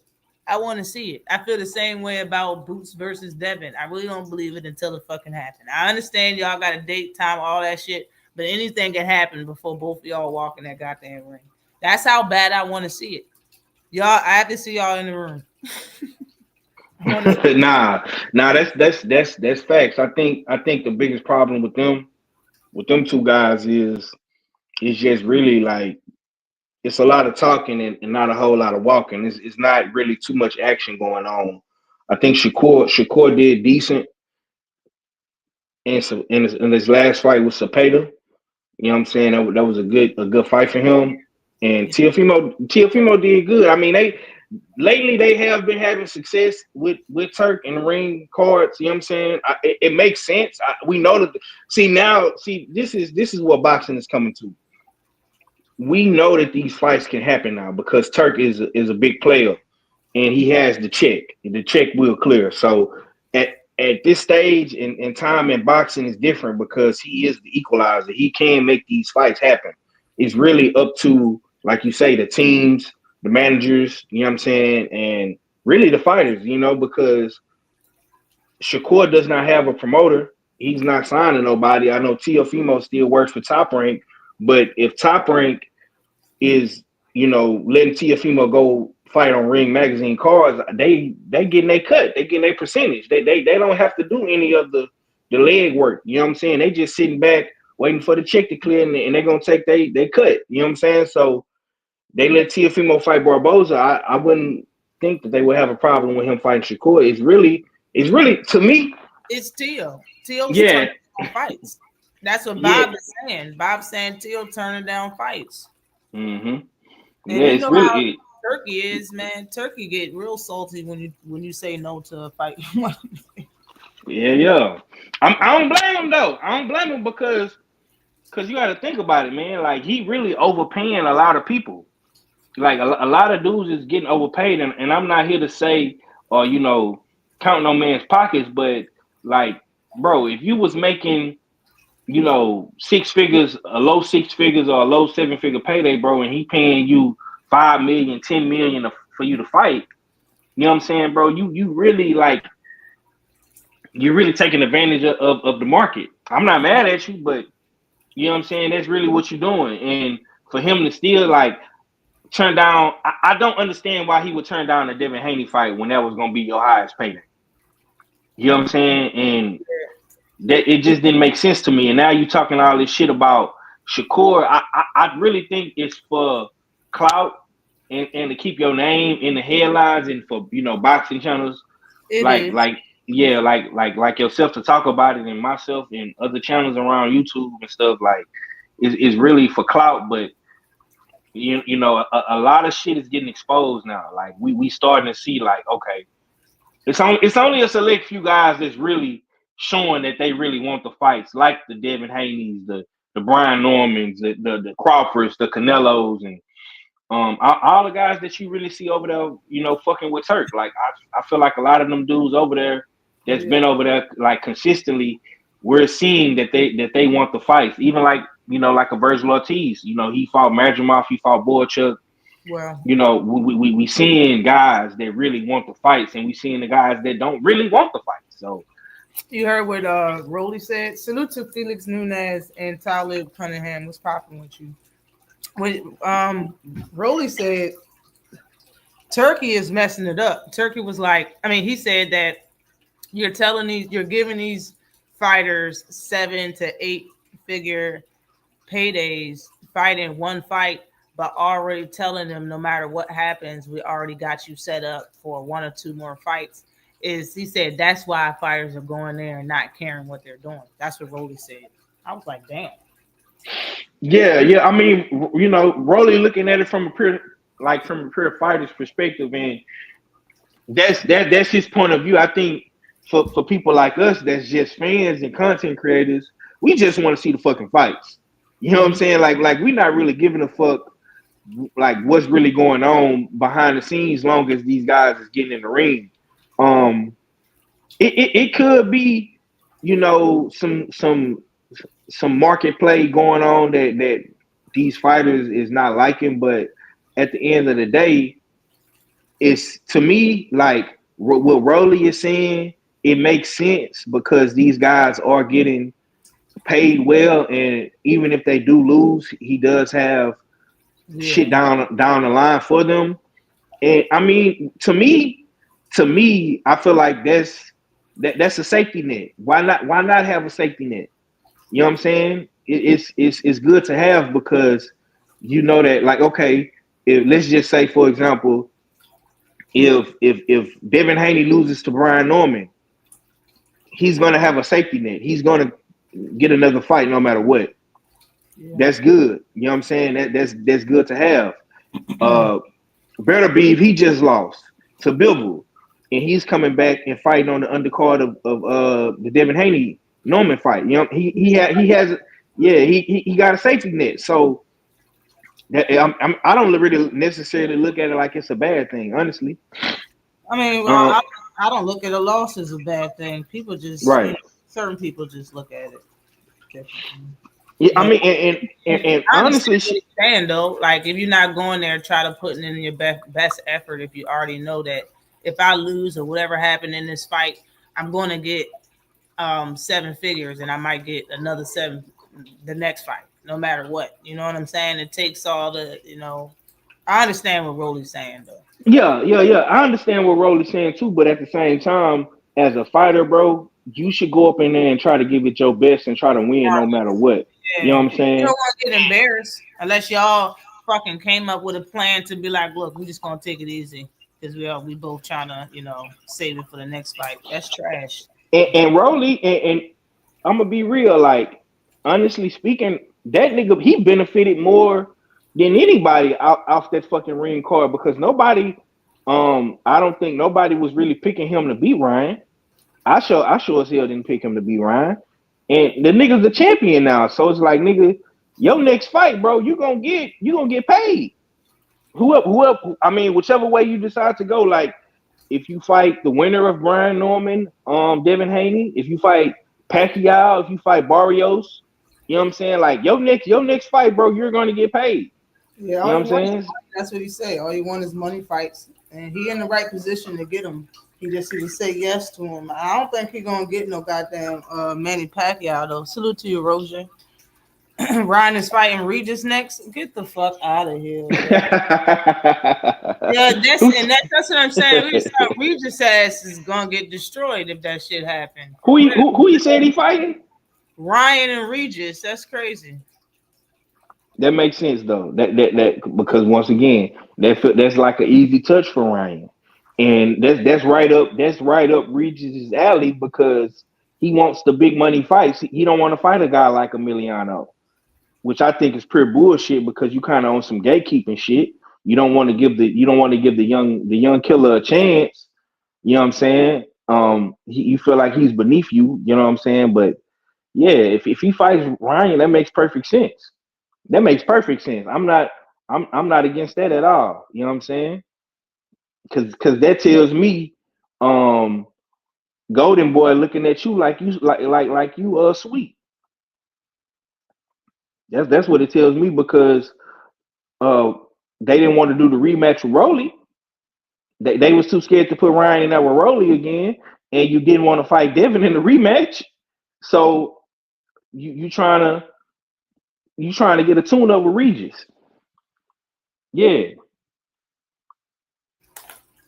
Regis should not say yes to that, but since he want big money fights, he gonna say yes, Ash. I know. He's going to say yes. He's going to because he want big money fights, and this gonna be your last one, yo. Involuntary. He's gonna get retired involuntarily, bro.